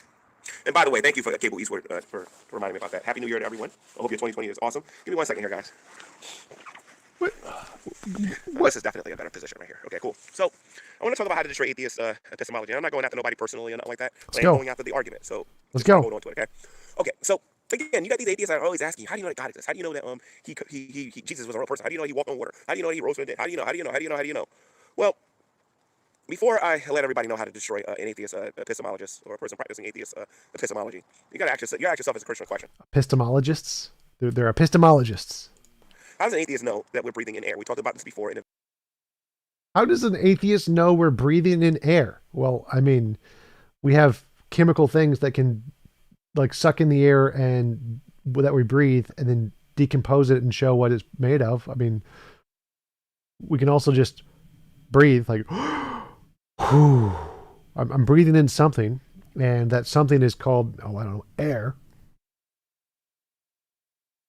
The video I did when we talked about them being denialists. How do they know they're breathing in air? And trust me, they can tell you, because I believe them. You can use scientific equipment to actually demonstrate that you're breathing in air. You're breathing in oxygen, as well as other gases, and you're exhaling other gases as well as carbon dioxide. Yes. They can show you scientifically speaking what the air does when it goes in your body and how does it affect your body. G-Man just debunked himself. Like, awesome. Like, yes, that's how we know we're breathing in air. What it does when it goes into your lungs and all these different things, and what oxygen does to your overall energy and health, and why it's vital in order for us to live. Cable Eastwood, I'll get to that at the end of the video, all right? So, They can show you that scientifically speaking. They can show you how you can put out a fire with water, and they can tell you why the water puts the fire out. They can tell you how Yes, that's correct, G-Man. G-Man got something correct. keeping starving fire of oxygen, why that will ultimately put a fire out. They can tell you scientifically speaking why you can take a fire extinguisher, a carbon dioxide fire extinguisher, why it's better than a water fire extinguisher to put out an electrical fire. They can show you all of these things scientifically speaking, and I would be in agreement with them because these things can be tested and they can be proven. And there's a certain amount of knowledge that comes from this. You have to know some things. So we can show that, G-Man? Like, you're agreeing with the atheists? Chemistry. You gotta know some things about biology, you know, and things like that in order to know these things. Okay, I know there's gonna be somebody laughing about me saying biology, but I can't wait till I get into the room with them to prove it. Because again, it depends what the fire is. Well, if you're in the room with G-Man, you will probably be laughing. I agree. If anybody is trapped in a room with G-Man, you will be laughing. Right. You have to know a thing or two about ecology, you know, and things like that in order to know these things, to be factually true. And then you can test these things over and over and over again, right? The same way that the atheist can know that you can smother a fire by starving it of oxygen. They can take it out with water, and you can know that you're breathing in air and you're exhaling air and all that stuff. That you're exhaling, you're breathing in oxygen and other gases, and you're exhaling other gases as well as carbon dioxide. The reason why the reason why we can know what we know is the same reason that they know what they know, because scientifically speaking, these things can be tested and they can be verified. Okay. As a Christian, we are making the claim. You got to know this when you're dealing with people, when you're evangelizing them. We are making a positive claim that people are not good, that they're sinners, because they're going to ask you, how do you know I'm not good? You know what I mean? How do you know that sin is a real thing? And they're going to keep going on and on and on. It's like a never-ending story. And if you don't know what to say to them, they're never going to stop with the how do you know, how do you know, how do you know, how do you Sin is not a real thing. Sin is a made-up thing by religious people, so... You know, how do you know? So I remember a few years ago, about 5 years ago or so, I used to argue with the Bible Thumping Wiener in Matthew 4:19 about the presuppositional argument. And I said, it's not my cup of tea. You know what I mean? I prefer my answer prayer argument and the arguments that I was making. How you doing?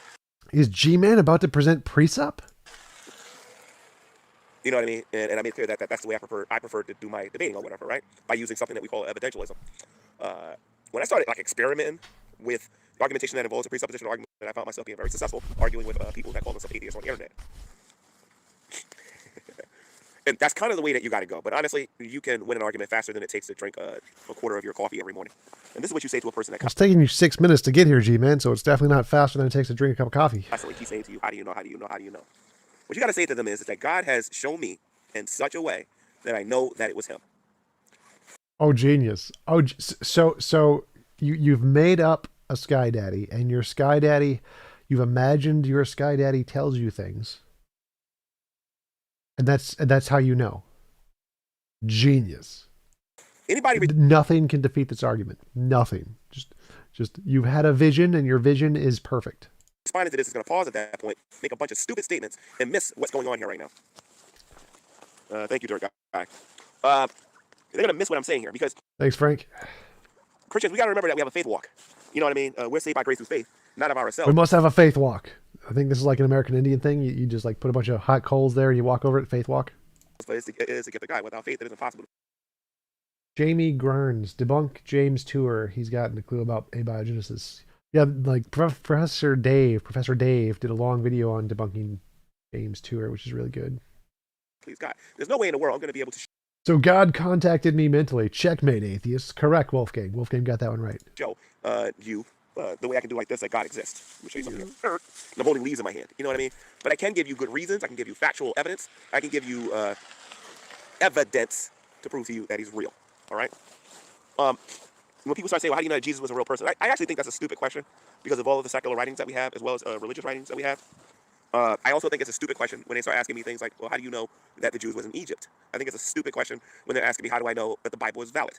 Because they always talk Bible is valid. Valid means the conclusion follows from the premises. So the Bible isn't valid. The conclusion doesn't follow from there's no argument in the Bible. It doesn't present a valid argument.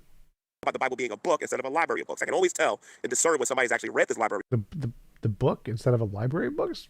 What is the point here? Books versus a person who's just talking about it. Okay? So well, I mean, I think that was his argument that God spoke to him and it can't be wrong. That is his argument. That is how you destroy atheists. All right, let's go to the next one. Football one. Stephon Diggs simply exposed J.C. Jackson in Week 16. First play, it's third down. Diggs is one-on-one, his ideal situation. Diggs is going to jab right, and Jackson bites, but he's able to get his right hand on Diggs' shoulder, and that's going to slow Diggs down, allowing Jackson to recover. And after that, it's great coverage. Diggs stops, but Jackson doesn't allow any separation, and he just shadows him the whole rest of the round and creates an incompletion. Here's another play of just amazing physical coverage. This could have been a touchdown, but the ball would have to be in, like, the perfect place. But after those two plays, it really goes downhill. This could be a miscommunication, but it looks like Jackson tries to take the other defender. That leaves Diggs wide open for a big gain. Here, Jackson fails to interrupt Diggs' route at the line of scrimmage. That's going to allow Diggs to get enough separation. Jackson tries to jump the pass, but it's too late, and Diggs scores. I mean, Diggs' footwork is just too good. He leaves Jackson flat-footed on a slant, and he's able to score. Diggs finished the game with 9 receptions, 145 yards, and 3 touchdowns, 2 of them against J.C. Jackson. That seems legit. I can't disagree with anything he said. Not that I know anything about football. The religious cult iceberg. Time for another totally non-controversial Time for another Time for another totally non-controversial, totally safe for YouTube iceberg. Hello everybody and welcome back to Wendigoon. Today we are covering the religion and cult iceberg. Now I need to get a few things out of the way before we get started. This iceberg does contain definitive cults, however that doesn't mean everything on this iceberg is a cult per se. The first ones that we're Tier 3. So starting with Tier 3 is Scientology. Scientology is something that you're definitely familiar with if you've been on Definitely a cult. The internet for a while, and is a religion that was founded by L. Ron Hubbard. The basic faith belief system of Scientology is that we as humans are actually Thetans that was created by an alien known as Xenu, who put us on Earth several million years ago and will one day come back to take How does he start with Tier 3? Wasn't there like a Tier 1? us away from it. Xenu theirself exist as a member of the Galactic Confederacy, and the actual canon for Scientology is known as the space opera. But what most people are interested in Space opera? That's an awesome name. Is the church's interactions with the world. Reminds me of the Fifth Element thing. Space opera.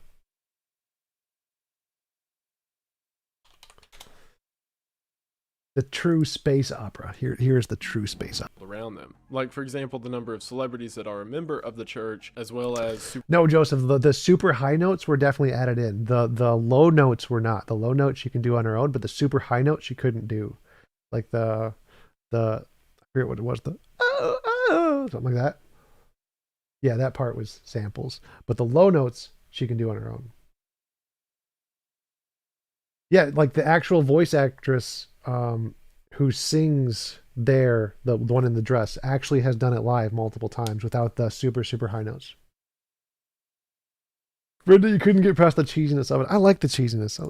Secret shady undergoings that happen within the church, leading several people to believe that it's all a front for some greater New World Order, Illuminati conspiracy thing. Stack on top of that, stories of abuse have happened in the church, as well as cover-ups that have happened with people who have passed away by odd circumstances. One of the most famous interactions is Tom Cruise, who publicly shamed people for using medicine, and psychiatrists saying that the church's teaching should be all you need. And yeah, stuff like that. It just gets kind of weird. Nation of Islam was founded by Wallace Muhammad in Chicago. I also want to say this now because it applies to this one. If at any point I say that something has, say, core Christian values or core Church of Latter-day Saint values, it in no way means that this group is representative of the whole of that ideology. To give you an example that you may be more familiar with, the KKK, for example, had beliefs that came off of the Hebrew, Christian, Judaic prophecy, but they are in no way representative of Christianity across the world as a whole. The same applies to this. So if at any point I say that this has ideas of Islam or Judaism or whatever, it's just saying that they share some of the values with those people, not that they are what all of those people are. Making sure. The reason I specify that now is because Nation of Islam is a very fringe group that believes in full black supremacy. They believe that African Americans are the true chosen people of God, and that white people specifically... Am I going to debunk John Linux? Linux with one O. Linux. Yeah, I want to debate John Linux. 1 O Linux.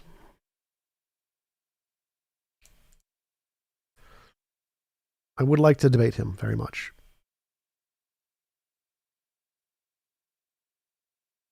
Specifically were created thousands of years ago as an experiment by an evil scientist. No, I'm not kidding. So by that yes, the Irish guy. Logic, white people are fake and have no souls, and according to their belief, one day God will come back and take exclusively the African Americans. I don't know what I'm supposed to debunk in this. Like I think he has a strange definition of cult. Like I think a cult has a more specific definition. We actually just had a lecture on this in the campus Atheist Skeptics and Humanists, the group at the University of Minnesota. Like what qualifies as I think it was a cult. some kind of indoctrination, some other things.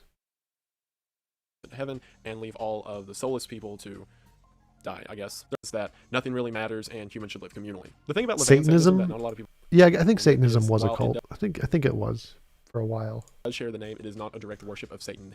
Independence as well as examining the... Falun Gong. I don't think that's a cult. I don't think Falun Gong isn't a cult. I'm pretty sure Falun Gong is not a cult. Falun Gong. It's more just like a...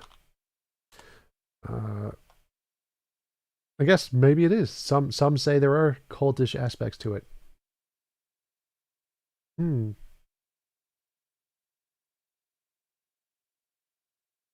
Also might just be Chinese propaganda.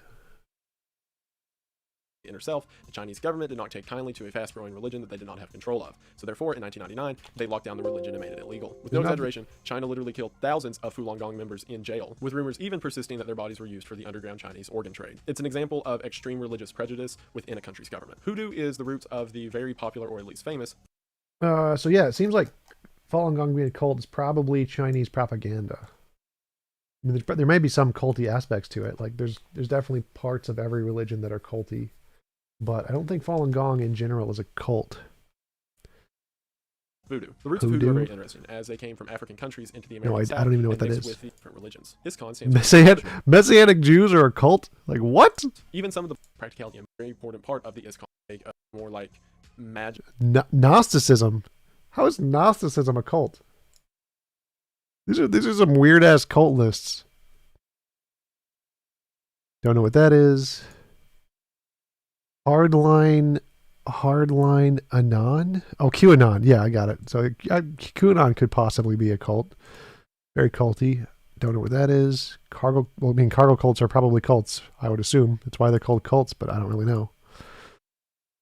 Church of the Subgenius. That's not a cult. The Church of the Subgenius is a troll.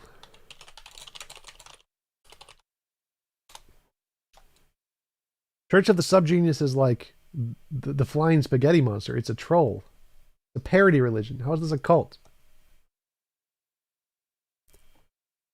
Church of the Subgenius is essentially Pastafarianism. This is not a cult. This is just trolling. So I think this guy's missing the point of what a actual cult is. Chinese underground churches. I'm not sure those would qualify as cults. Christian identity.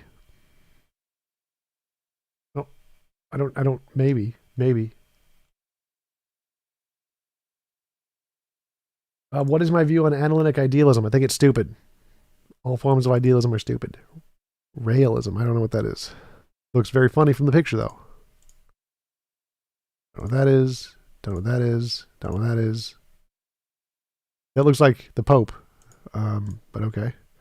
Cult of Angels. Well, it has cult in the name, so I'd assume it's probably a cult or something. Fundamental polygamous desert compound Mormons. Yeah, Mormons can probably be a cult. Moonies. It seems familiar. Greek Orthodox. I don't even know what that is, but it sounds just like Christianity. Ghost dance? Native Americans were a cult? Branch Davidians. Yeah, I think that was definitely a cult. Independent Scientology. What is... There's like multiple Scientologies. Independent Scientology. What does that mean? Free Zone Scientology, or more recently identified as Independent Scientology, comprises a variety of non-affiliated independent groups. I did not know there were multiple branches of Scientology.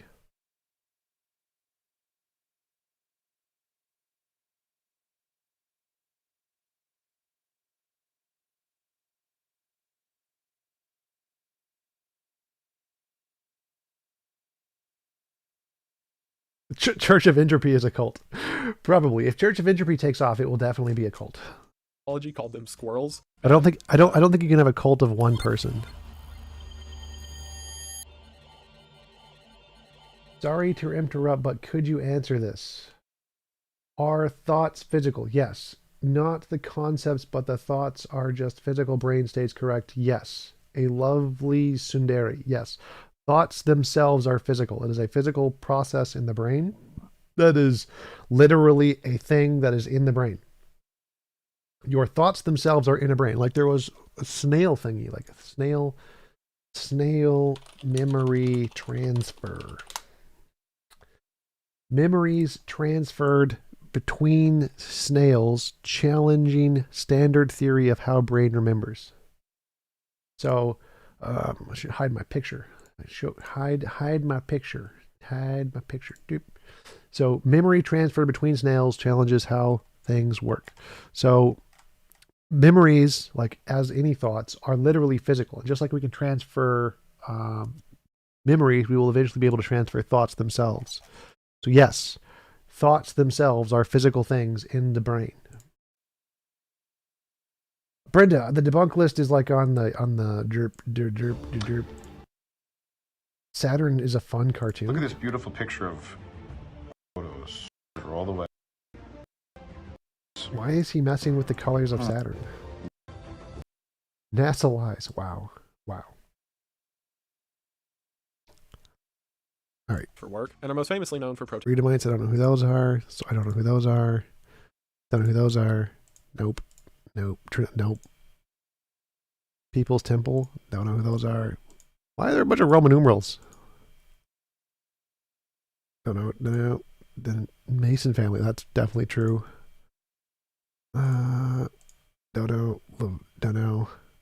That's a long ass name. Ant Hill Kids? Sounds like a band name. It sounds like a very funny band name. Don't know who that is. Heaven's Gate was definitely a cult. Unknown Bunkers. Don't know who that is. Actual Illuminati. Whoa, wait a minute. Whoa. Come from the original foundations of the Freemasons. The Freemasons trace their origin all the way back to the original temple built in Israel under King Solomon, with the idea that they will always exist as a sort of unseen hand behind the scenes of world powers. Well, the Illuminati was officially made in 1776. However, due to several sort of traditional Christian beliefs at the time, they were made illegal almost everywhere, especially in France, which is where they originated. Their belief was very anti-God, with the idea that we ourselves should be the own deciders of our fate and shouldn't look to a higher power, something we don't truly understand. And instead, people need people to rule over them. So even if they don't know we're doing it, we'll do that for them. The plan among members was that after they were outlawed, they would slip into hiding in a sort of secret society and simply continue to act from behind the scenes, with several believing that they are directly responsible for the French Revolution. Here's what's so interesting about them. We have no way of Remember the 5th of November. The gunpowder something and plot. knowing the capacity to which they exist. If it's true and they are interconnected with the Freemasons, then that means everyone who's a high-ranking Freemason could possibly be implicit with it. Or, if they died out and they didn't successfully join together, then there's nothing to worry about. However, the problem is, if they don't exist or they exist at full capacity, there's no way for any of us to be able to tell the difference. The disappearance of them from the Earth could mean they're really, really bad or really, really good at what they're doing. The real Illuminati, and the reason that it's proliferated so much in conspiracy theories, is because it's the very literal equivalent of watching a shark fin dive under the water.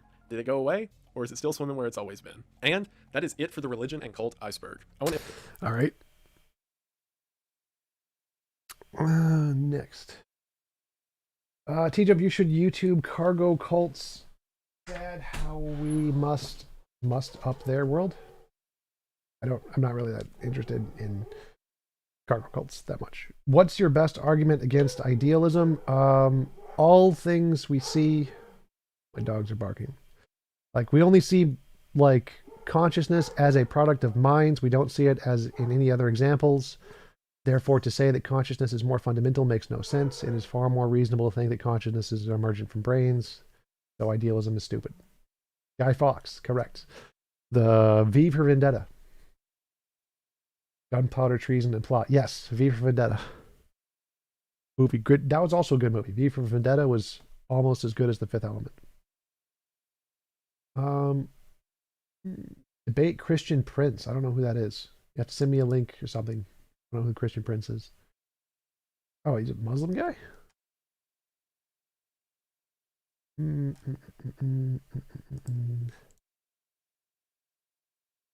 Yeah, send me a link to his YouTube channel so I can find him, I guess. All right. What is this one? Book of Matthew. The author has rule. Proof Romans invented Jesus. The Gospels were written by a family of Roman Caesars called the Flavians. They created the Gospels as a political tool. They wanted to create a different version of Messianic Judaism. They had fought against a Messianic... Well, then who are all the people claiming to see all the disciples and things, like Paul and Saul? Like, these were people claimed to be seen by many secular sources. So it doesn't really make any sense that this was written by the Romans. Messianic movement in Judea that was obviously militaristic and violently opposed to Roman rule. So the Gospels were created to replace that version of Messianic Judaism. The reason that the Romans wanted to create their own Savior Messiah is because they wanted to have a pacifistic Christ. The Christ that they were fighting against was a military Messiah. The storyline of Jesus is fiction. It was based upon a military campaign of a Roman Caesar named Titus Flavius. The reason that people have not recognized that the character Jesus Christ is fiction is simply because... Oh yeah, Brenda, that's for sure. No modern scholars believe this. Like, there's like two academic mythicists. Like, everybody believes Jesus was a real person in academia. Like, this is pretty silly. They haven't understood. Mo Mori, you got to put the link in my Discord, not here on the Discord, or you can just put in quotes the name of the video, and I should be able to Google it. Understood the genre that the Gospels were written in. The Gospels are in fact a Roman mockery of a kind of literature that the Jews produced in the first century. And this type of literature is referred to as typology. Typology is simply basing... Mo, you don't need to send the link. You just need to copy the title. Copy all of the text in the title. One character upon another. And it is found throughout Hebraic literature in the Old Testament to link one prophet to another prophet. At the very first page of the book of Matthew, the author has created a primer, a small example of the typology that's going to extend throughout all of the works. And the campaign of Titus Flavius was written by his historian Flavius Josephus. And so I will be showing these connections between the Gospels and the Flavian history of the military campaign. Get the online versions of both the Gospels and of Whiston's translation of Josephus so that you can actually go step by step. Caesar's Messiah, a book by Joseph Atwell that elaborated the film documentary by citing other sources. All right.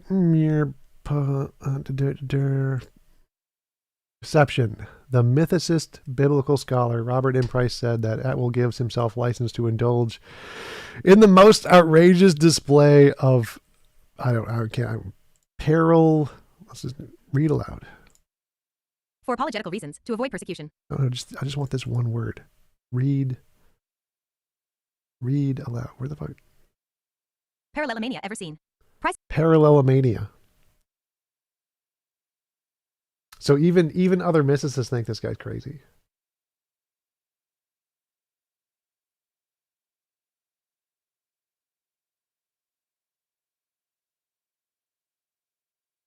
Price acknowledges that the New Testament has persistent pro-Roman tendencies, but says this was done for apologetical reasons, to avoid persecution. 28. The mythicist Richard Carrier similarly stated that all of Atwell's alleged parallels can be explained as either coincidences, mistranslations, or references to Old Testament sources or tropes. However, Carrier also agreed that the New Testament has pro-Roman aspects. According to Carrier, Christianity was probably constructed to divert Jewish hostility and aggressiveness into a pacifist religion, supportive of and subservient to Roman rule, but not by Romans, but exasperated Jews like Paul. 35. Biblical scholar Bart Ehrman said, I know sophomores in college who could rip this, to shreds, to point out that Atwell had no training in any relevant field. 53. All three mythicist scholars advance a narrative that Jesus was historical, but as a real human being could not have performed miracles nor been of divine origin. None of these later commented on more moderate claims made in the documentary, nor the other scholars who reinforced all of Atwell's observations of the political environment, the standing or motives of Josephus, Pliny, or Tacitus, that two other religions were sponsored by the Flavians, their own imperial cult, and rabbinical Judaism, and that... That's hilarious.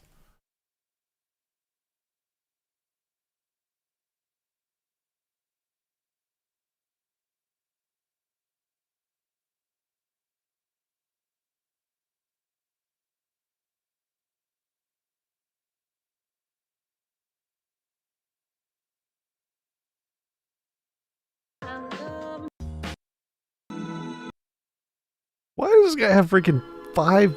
What? Muppets. Doesn't begin the video for 8 minutes. What the hell is this shit?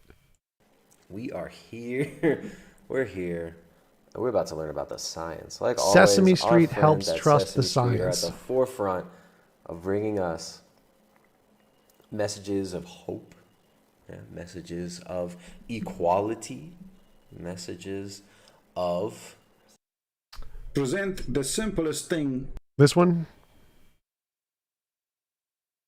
Yeah, you can add it to the list.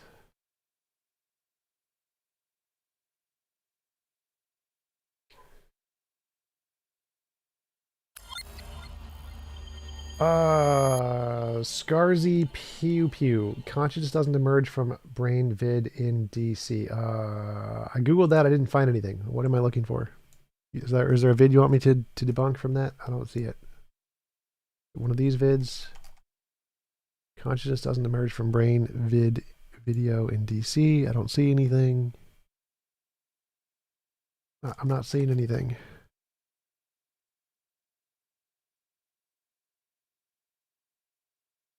Which vid do you want me to debunk, Scarzy? I can't find it. faith in the science. In the science. The science, right? The science. The settled... It's in my Discord. In my Discord.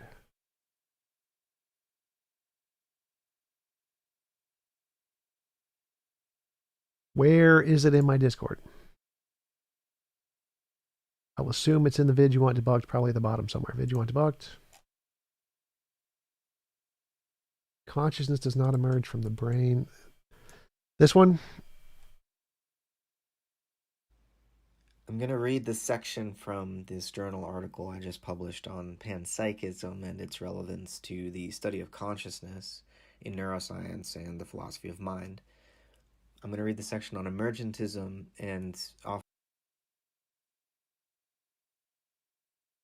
Did you do Inspiring Philosophy? That's Sully. I've done some of Inspiring Philosophy's video. I did one of them at the beginning.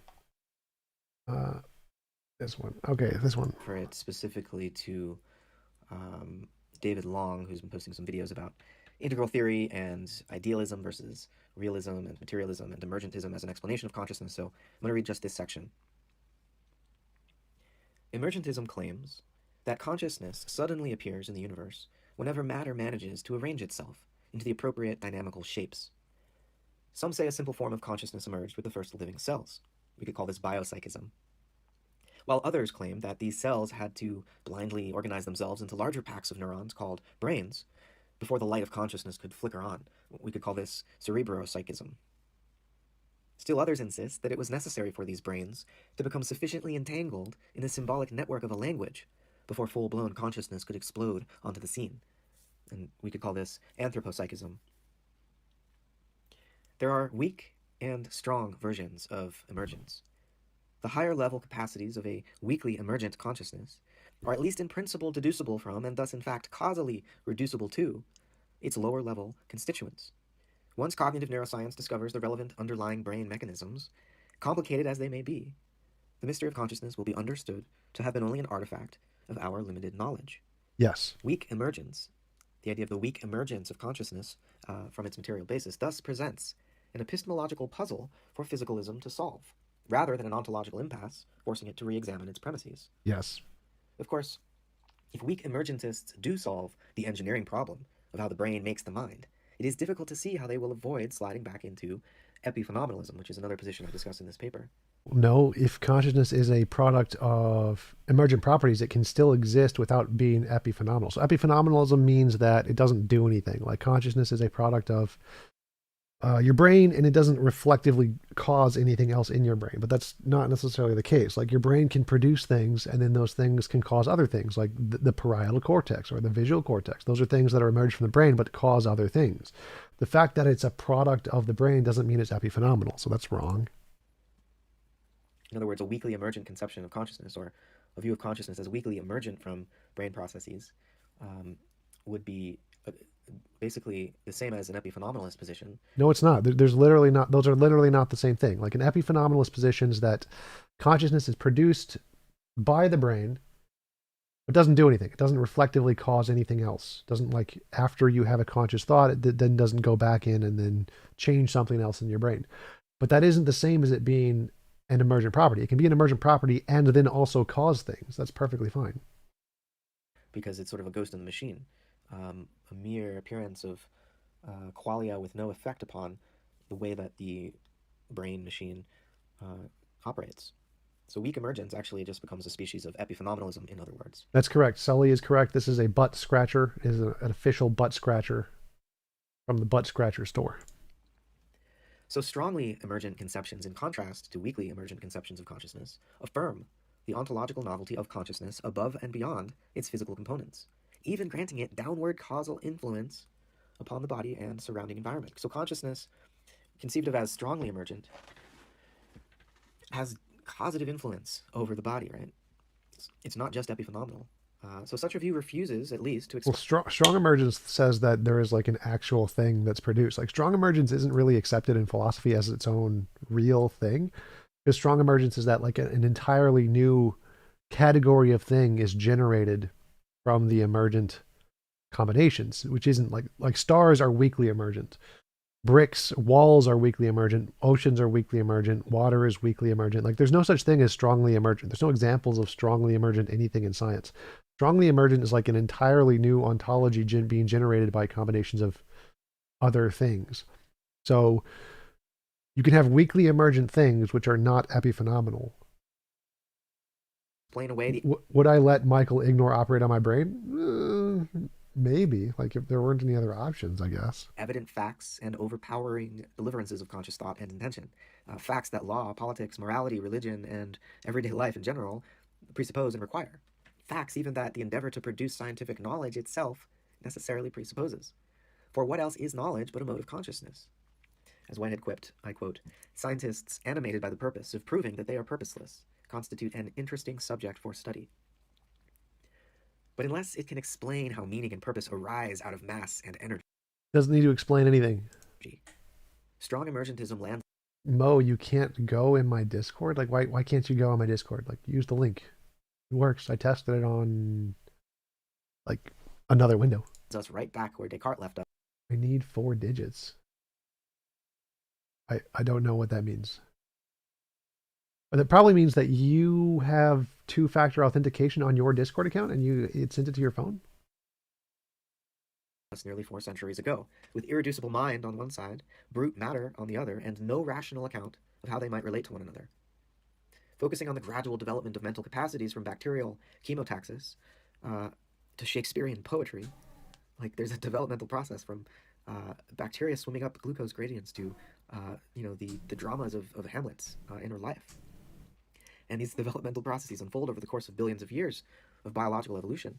And to focus on this, it's a great strategy to narrow the gap between mind on one side and matter on the other. But merely saying, as an emergentist, that evolution did it, that evolution gave rise to consciousness, doesn't cut it. Since it wasn't Darwinian evolution that gave rise to cellular life. Darwin's theory of speciation, by natural selection, presupposes self-producing and reproducing organisms, autopoietic beings, in other words. It does not explain these. It presupposes them. It doesn't... What do you mean? It doesn't presuppose them. It says Darwinian evolution says that there's DNA, so there's reproducing organisms, and that they change. But so you're saying Darwinism doesn't explain abiogenesis? Is that your argument here? Like, duh. In Evan Thompson's words, I quote, "Natural selection is an emergent consequence of autopoiesis, not its cause." So you can't say evolution did it unless you have a more robust theory of evolution than just Darwinian natural selection. No, that's perfectly coherent to say evolution produced an emergent property in these beings that existed. Like, what? How is that an objection here? On the other hand, there's a wider definition of evolution than that assigned by Darwin. Whitehead was convinced that evolution had relevance not just for biology, but for all the sciences, including physics and cosmology. He imaginatively generalized Darwin's theory such that the evolution, by the reproductive inheritance of variation, checked by environmental pressure, became evolution by the rhythmic propagation or vibratory reiteration of actual occasions along historical routes, whereby a particular occasion's conformal physical prehensions of past actualities, or inheritance of efficient causes, are integrated with its novel conceptual prehensions of future possibilities, which are the formal causes of variation, integrated into some emergent, enduring pattern of experiential value. And I know that's a mouthful, and understanding it requires having read a little bit of Whitehead. But Whitehead's argument is that materialism could not survive its encounter with evolutionary theory, since the former materialism implies merely the purposeless and unprogressive rearrangement of externally related substances and their accidental properties, while the whole point, this is Whitehead, quote, the whole point of the modern doctrine is the evolution of the complex organisms from antecedent states of less complex organisms, end quote. Whitehead continues, the doctrine cries aloud for a conception of organism as fundamental for nature. So information theoretic accounts of the gap between matter and life provide some hope for a pathway forward, but without incarnating information into the meaningful horizon of everything he's saying here is just gibberish. Like, make an argument of some kind. Like, what are you doing? Experience enacted by living organisms, research programs seeking to analogize brain activity to computation end up having to conceive of information processing. This computation argument fails because computation is like how we currently conceive of computation may not be what computation actually is, and there may be more to computation that we don't know about yet. So simply saying that our current conceptions of computation can't explain like what consciousness is isn't an argument against consciousness being material. It's just saying our current conceptions of computation can't explain it, which is okay. Our current ability to explain it doesn't matter. As some sort of quasi-conscious homunculus hovering above the neurochemistry of the brain and steering it around. For example, neuroscientists regularly describe information processing in the brain as, quote, goal-relevant, quote, selective, and, quote, sensitive. All terms implying intentionality and purposefulness, even though the presuppositions of mechanistic biology and neuroscience, upon which these computational paradigms are being erected, even though those presuppositions rest upon saying that such powers, purpose, intent are impossible. No, it does not say they're impossible. No one says that. It just doesn't. The fact that it currently doesn't give an explanation of these things does not mean it's impossible. The fact that this is some kind of combination of prior things that we don't understand yet does not mean it's impossible. Like, you're confusing the fact that something isn't currently explained with, therefore it's impossible. Luckily, taking information seriously does not require, and I quote Terence Deacon, assuming that abstract properties have physical potency. Deacon is a strong emergentist who tries to dispel the homunculus and de-etherealize information by describing it not as an extra essence added to the physical, but in terms of the absential, his word, absential features of an incomplete nature. I quote Deacon, a counterintuitive figure background reversal, focusing on what is absent rather than present, offers a means to repair some of the serious inadequacies in our conceptions of matter, order, life, work, information, representation, and even consciousness. This is why philosophy doesn't matter. Philosophy is, I'm going to make up a new thing which I imagine to be there to explain something which we can't explain yet. Just like God, it's a God of the gaps. Idealism is an idealism of the gaps. We can't explain this, therefore it's impossible to explain this, therefore I need to make up something new to explain this. That's all this is. That's all he's arguing here. Back to the other videos. Anybody wants me to debunk a video, super chat it, and I will put that one at the top of the list. Science. The settled science that the experts of the settled science settled long ago, right? It's not even, you guys think there's some sort of like crazy conspiracies out there in the world? Excuse me. Hope the contact tracers don't hear that one. That was a big sneeze. That was a big sneeze. Yeah, science bless you. Science bless you, I love it. We are live. Let me make sure we're still live. I believe we're live. I believe we're live on YouTube. No, your sneeze made you not live. Your sneeze made you go offline because it was such a big sneeze. Where we at? Pull up my... There it is. Okay. It is static coming in. What is that from? What do you mean static? Something wrong with my mic? What's going on? How's my mic? Somebody give me... Exposing powerful lies over here. Crispy Johnson in the chat. What's going on, Moz? What's up, Dangerfield? Is my mic okay? Somebody's complaining about static. It's getting louder now, they say. What is this? What is this? Let me... Staticky. How is there static coming in? What is the static coming from? It should be zero static. What about now? Is there still static? Alright. Are you guys just messing with me? You're killing me. There should be zero static. Unless what you're hearing. What? Let me just... I don't know what it would be here. We just... Wow. Is this like an entire troll video? The daily and then the shillage is pretty awesome. To overhaul the education system. To bring in all this fourth industrial... Resetting our education system. Right? Because remember, Sesame Street didn't just start philanthropizing for the experts. They didn't just become experts in the settled science recently. That's going to be for the second half, right? We're going deep with Sesame Street on science. We're going to talk. Can you debunk the vid I sent? It's on the Discord. Atheism and nihilism BTFO'd with facts and logic. All right. Super chat get prioritized. All right. So then go here. Atheism. Where is it?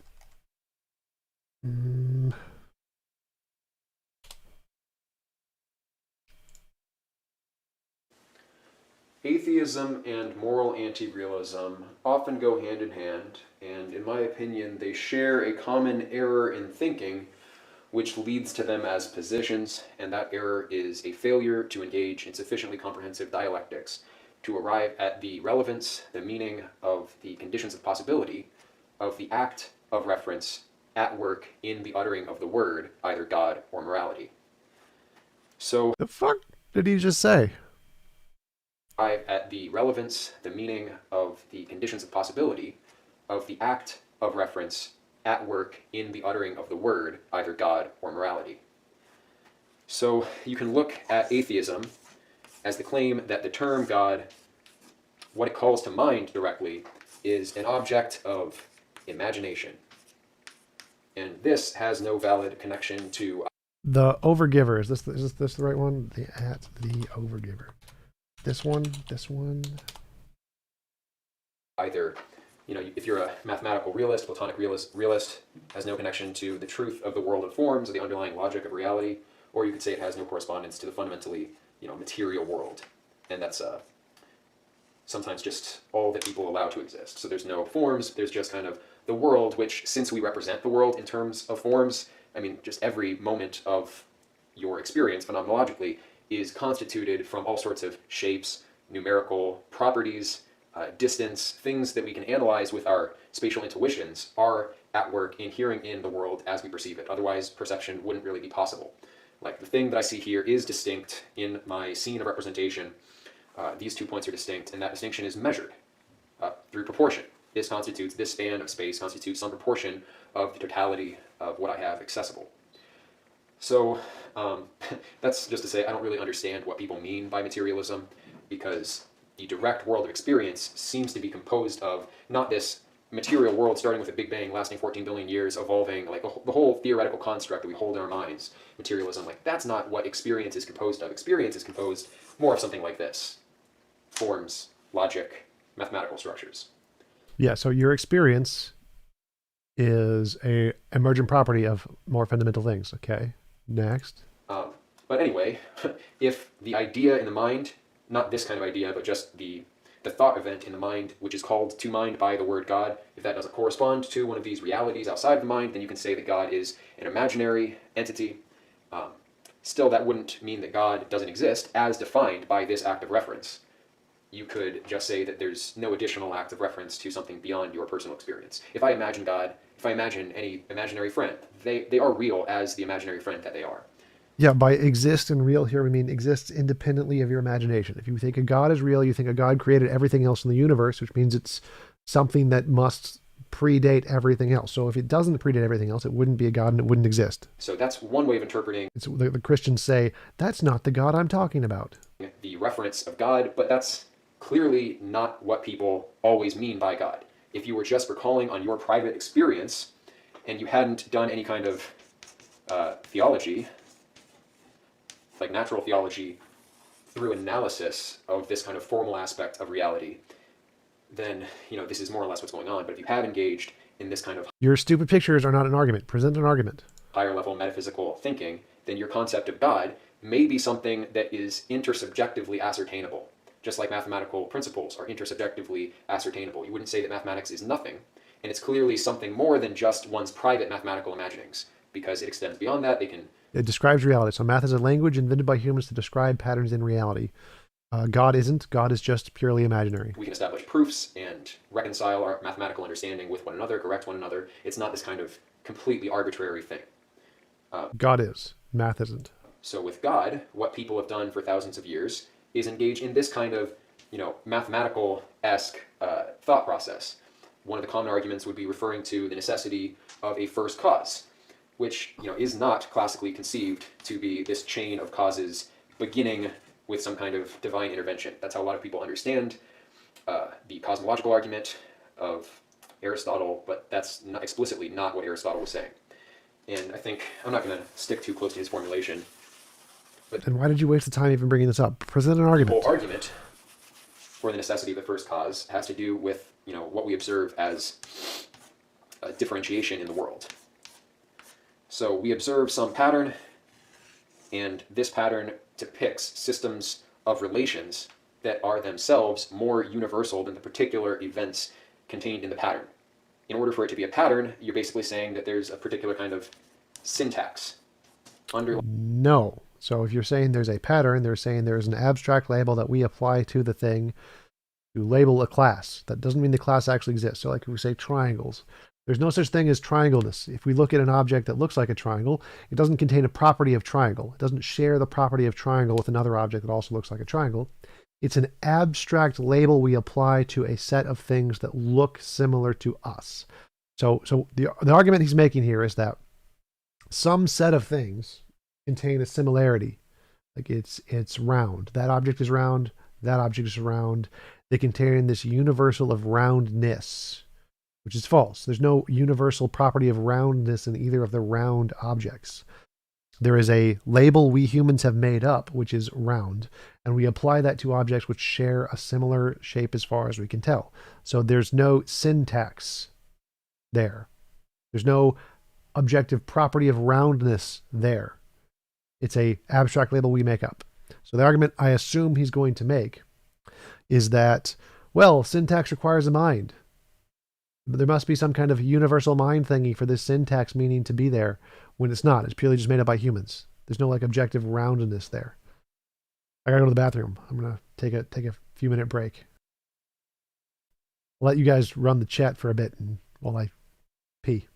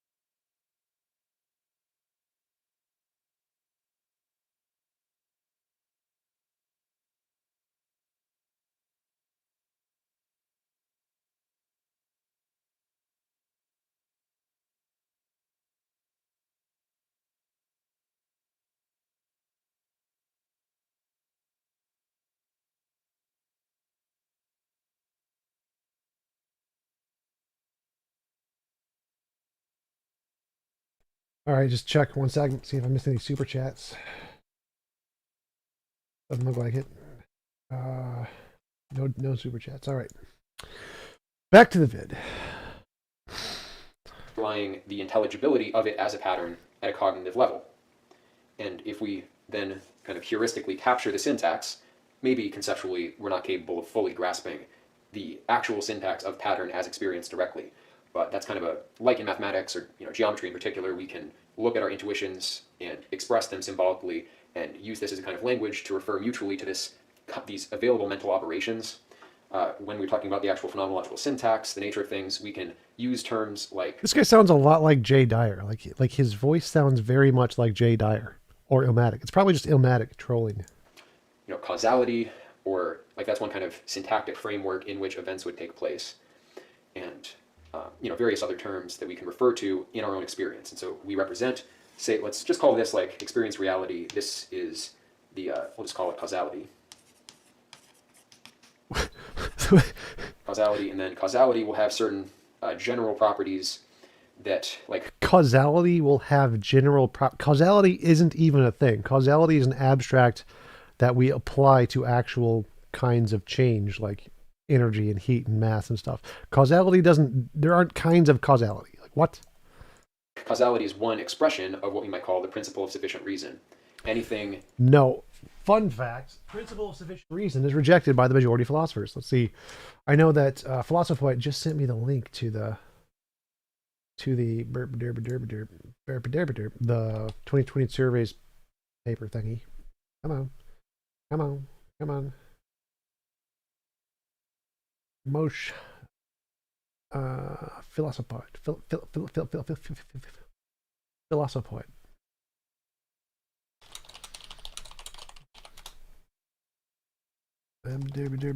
Where's the link? Where's the... Oh, not there. There it is. Visibility premise is far less... That's not the link. That's not the link I'm looking for. I wonder if he did that. There it is. There it is. Control F. Principle of sufficient reason. Principle of sufficient reason. Principle of sufficient reason, except you can't see it because my face is in the way. All right. Fix that. Let's eliminate my face. All right. Principle of sufficient reason. True. 35%. False. 45%. More philosophers reject it. Other. Ooh, interesting. Agnostic or undecided, 13%. The question is too unclear. Like, I don't know what that means. There is no fact of the matter. That's interesting. Okay. So, most philosophers reject false, lean towards false, accept as false. Lean towards true, 10%. Accept as true, 25%. So, mostly false. Most philosophers reject the principle of sufficient reason. Philosophoid also said I should do like a review of the Phil survey's results. I'll probably do that. I'll probably do like just a response vid of just going through all the different results and comparing them all. That is a good idea by Philosophoid. I will definitely do that.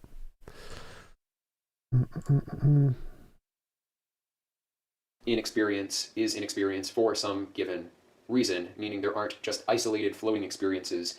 It always flows out of some already ongoing process, every part of experience. And you can kind of do a proof of that a priori if we look at the structure of continuous time. In order for time to be intelligible as a structure, there's kind of a linguistic... Time to be intelligible as a structure. The way this guy speaks is so stupid.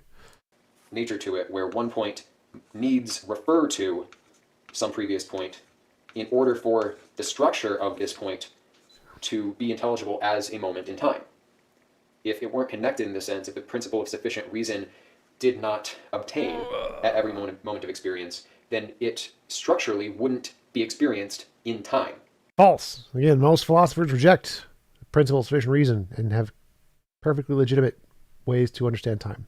for it to be experienced in time, it needs to establish position in time, which necessarily refers to a past state of things. So, excuse me. So we can call that like the PSR, the metalogical laws, something like that. Metalogical laws being one expression, another expression of the PSR. And then underlying this, the fact that we can articulate this structure of time, a priori structure of time and space as relations, then we get to the identity of the relata, those things that come into relation. And so even just talking about like the existence of time and space, or logical necessity, I don't know, something like that. Logical necessity, all of these incorporate this process of relation in some kind of dimensional axis, or if it's not an axis in a geometrical sense, like with logical followings or entailments, there's some kind of common syntax between the objects expressed. And when we get to the nature of that base identity, we kind of exhaust this possibility of collapsing complexity into more universal or general characteristics. And so we have something like a first cause, an identity whose being is necessary and not contingent. At any point in time, anything that we experience is contingent on the previous experience in order for it to be in time. Causal things, any event is contingent on the preceding causes. When we deal with the principle of sufficient reason, that is contingent. I mean, in any manifestation, that's a restatement of the... This guy is literally just a J. Dyer clone. This is literally a J. Dyer clone. Gotta be J. Dyer. Principle of sufficient reason, that is contingency. And then the underlying identity of the things related, is that contingent on anything else? Is there composition to it? Is it made up of something prior? If anything is constructed of things that are smaller than it, I mean, this is like Euclid's the whole is greater than the part kind of thinking. The part is prior, logically, structurally, to the whole. If there's any part of the most general syntactic medium, or I don't know what you want to refer to it as, but you could call it the undifferentiated, like the simple. That's what we're getting at in this process. And you can see how this process develops, and we can test its accuracy intersubjectively using mathematical necessary being, and from misconception into, our understanding of our own basic mentality. The chemistry, you're just really not addressing the concept you think you're addressing. You're not attacking God, the first cause of the most basic possibility of the ultimate. This kind of metaphorical reference regarding that being helps us to build our understanding of our own basic mental structure. You could look at logic as doing that same thing. If you're not grasping the intuitions of logic that are underlying the formula that you're writing out, you're never really going to understand it. It doesn't just exist on the page. It's connected to experiences that are accessible or not. So I think, yeah, that's the condition of possibility of the ultimate, meaning of God that we refer to. What does the materialist put in its stead? Nothing. But the question is there, of the first cause, of the most basic... Reality. Reality is the first cause. It's always been there. It's uncreated. There's no God. That's the answer. Poof. Problem solved. Just address the first 17 minutes of all this gibberish in like 5 seconds. Can someone post the recent Discord link for the TJump Discord server? It's at the very bottom. Discord.io/TJump. Discord.io/TJump. Discord.io/TJump. First principle of reality. That is, in essence, the condition of possibility of the reference of God. And if the condition of possibility of the reference of God. God, this is so dumb. He's like a Deepak Chopra. Just says big words to sound smart, but none of them mean anything. you don't engage in that dialectic to get down to what that condition of possibility is, and instead you just throw out a term because you don't like the colloquial definition of it, then you're just really not addressing the concept you think you're addressing. You're not attacking.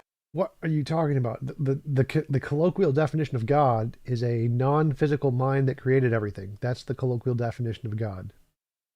First mover isn't it. The Thomistic ideas of a God are not the colloquial definition of God. It's a very pedantic idea made up by a bunch of random people that occupy a very small percentage of people who use the term God. God as a possible reference. No, it isn't solved. I have no idea what you're talking about, Mo. You're attacking a particular act of reference with the term God. So you could say it's attacking a straw man. It's not attacking a straw man. The majority usage of the term God applies to a invisible mind, non-physical mind that created the universe. Jump, you mean reality is God and is conscious? No, reality is a non-conscious thing. A non-conscious laws of physics, more or less. Quantum field. There's no mind to it. And morality is, similar. We have, if we're just going to take the kind of model that we have in materialism for granted, there are physical processes. Yeah, physical processes. And then chemical processes. Those are still physical processes. Those are all physical processes. The chemical processes rely on the physical processes, but they're not any less real. They are higher order, and so they're contingent upon the lower processes. And they are epiphenomenal to this level. There's kind of like a, punctuated equilibrium regarding the dynamics of systems up the chain, where there's certain things that obtain at a certain scale, at a certain scope of being. No, Mo. The most fundamental thing in reality is quantum fields, and they are not conscious. That is solved. And then you break through to another level, and there's kind of a unique syntax. There's something conjoining these levels of syntax that is not seemingly accountable or seemingly possible to account for by using only the factors of this syntactic medium. Oh, that's ugly. Syntactic medium. So it's not containable in just this, because there are things that, there's a syntax of this system that is kind of, not necessarily contained in this. Maybe the potency. There's no syntax in any of those. Of it is. But there's all sorts of chemical operations that, may never have been performed, that are possible. They require this fundamental level, and yet they have their own operations that aren't strictly reducible to this syntax. It's an epiphenomenal level of reality. And you have life and stuff like that, and human beings. And the possibilities of social relations exist, and there's a syntax of possible human connections, the kinds of linguistic acts, meaning communicative acts that we perform with one another. Just like there's the syntax of chemical things, there's what is possible, accessible experiences for the human being. And in particular, within the human mind, there are experiences, happiness, pleasures. There's nothing they do in those religions that leads to hell that is good. To be good is at the same time to be that which leads to heaven. Now, you can refer to something else. Consequentialism. A vague concept of to an argument. And test. That pattern occurs whether we have the model exactly right, if that's the just as they're embedded in the possibility of ontological unfolding in the universe in general as this level. So ontological unfolding. Oh, this guy's so dumb. Wow. Okay. No more of this guy. It's dumb. Bill Survey's paper. I should post a link somewhere. Definitely need to go through this sometime. But I want to take a break, get some dinner. Probably gonna come back, do a gaming Q&A thing. Anybody can jump in, ask me questions on the Discord.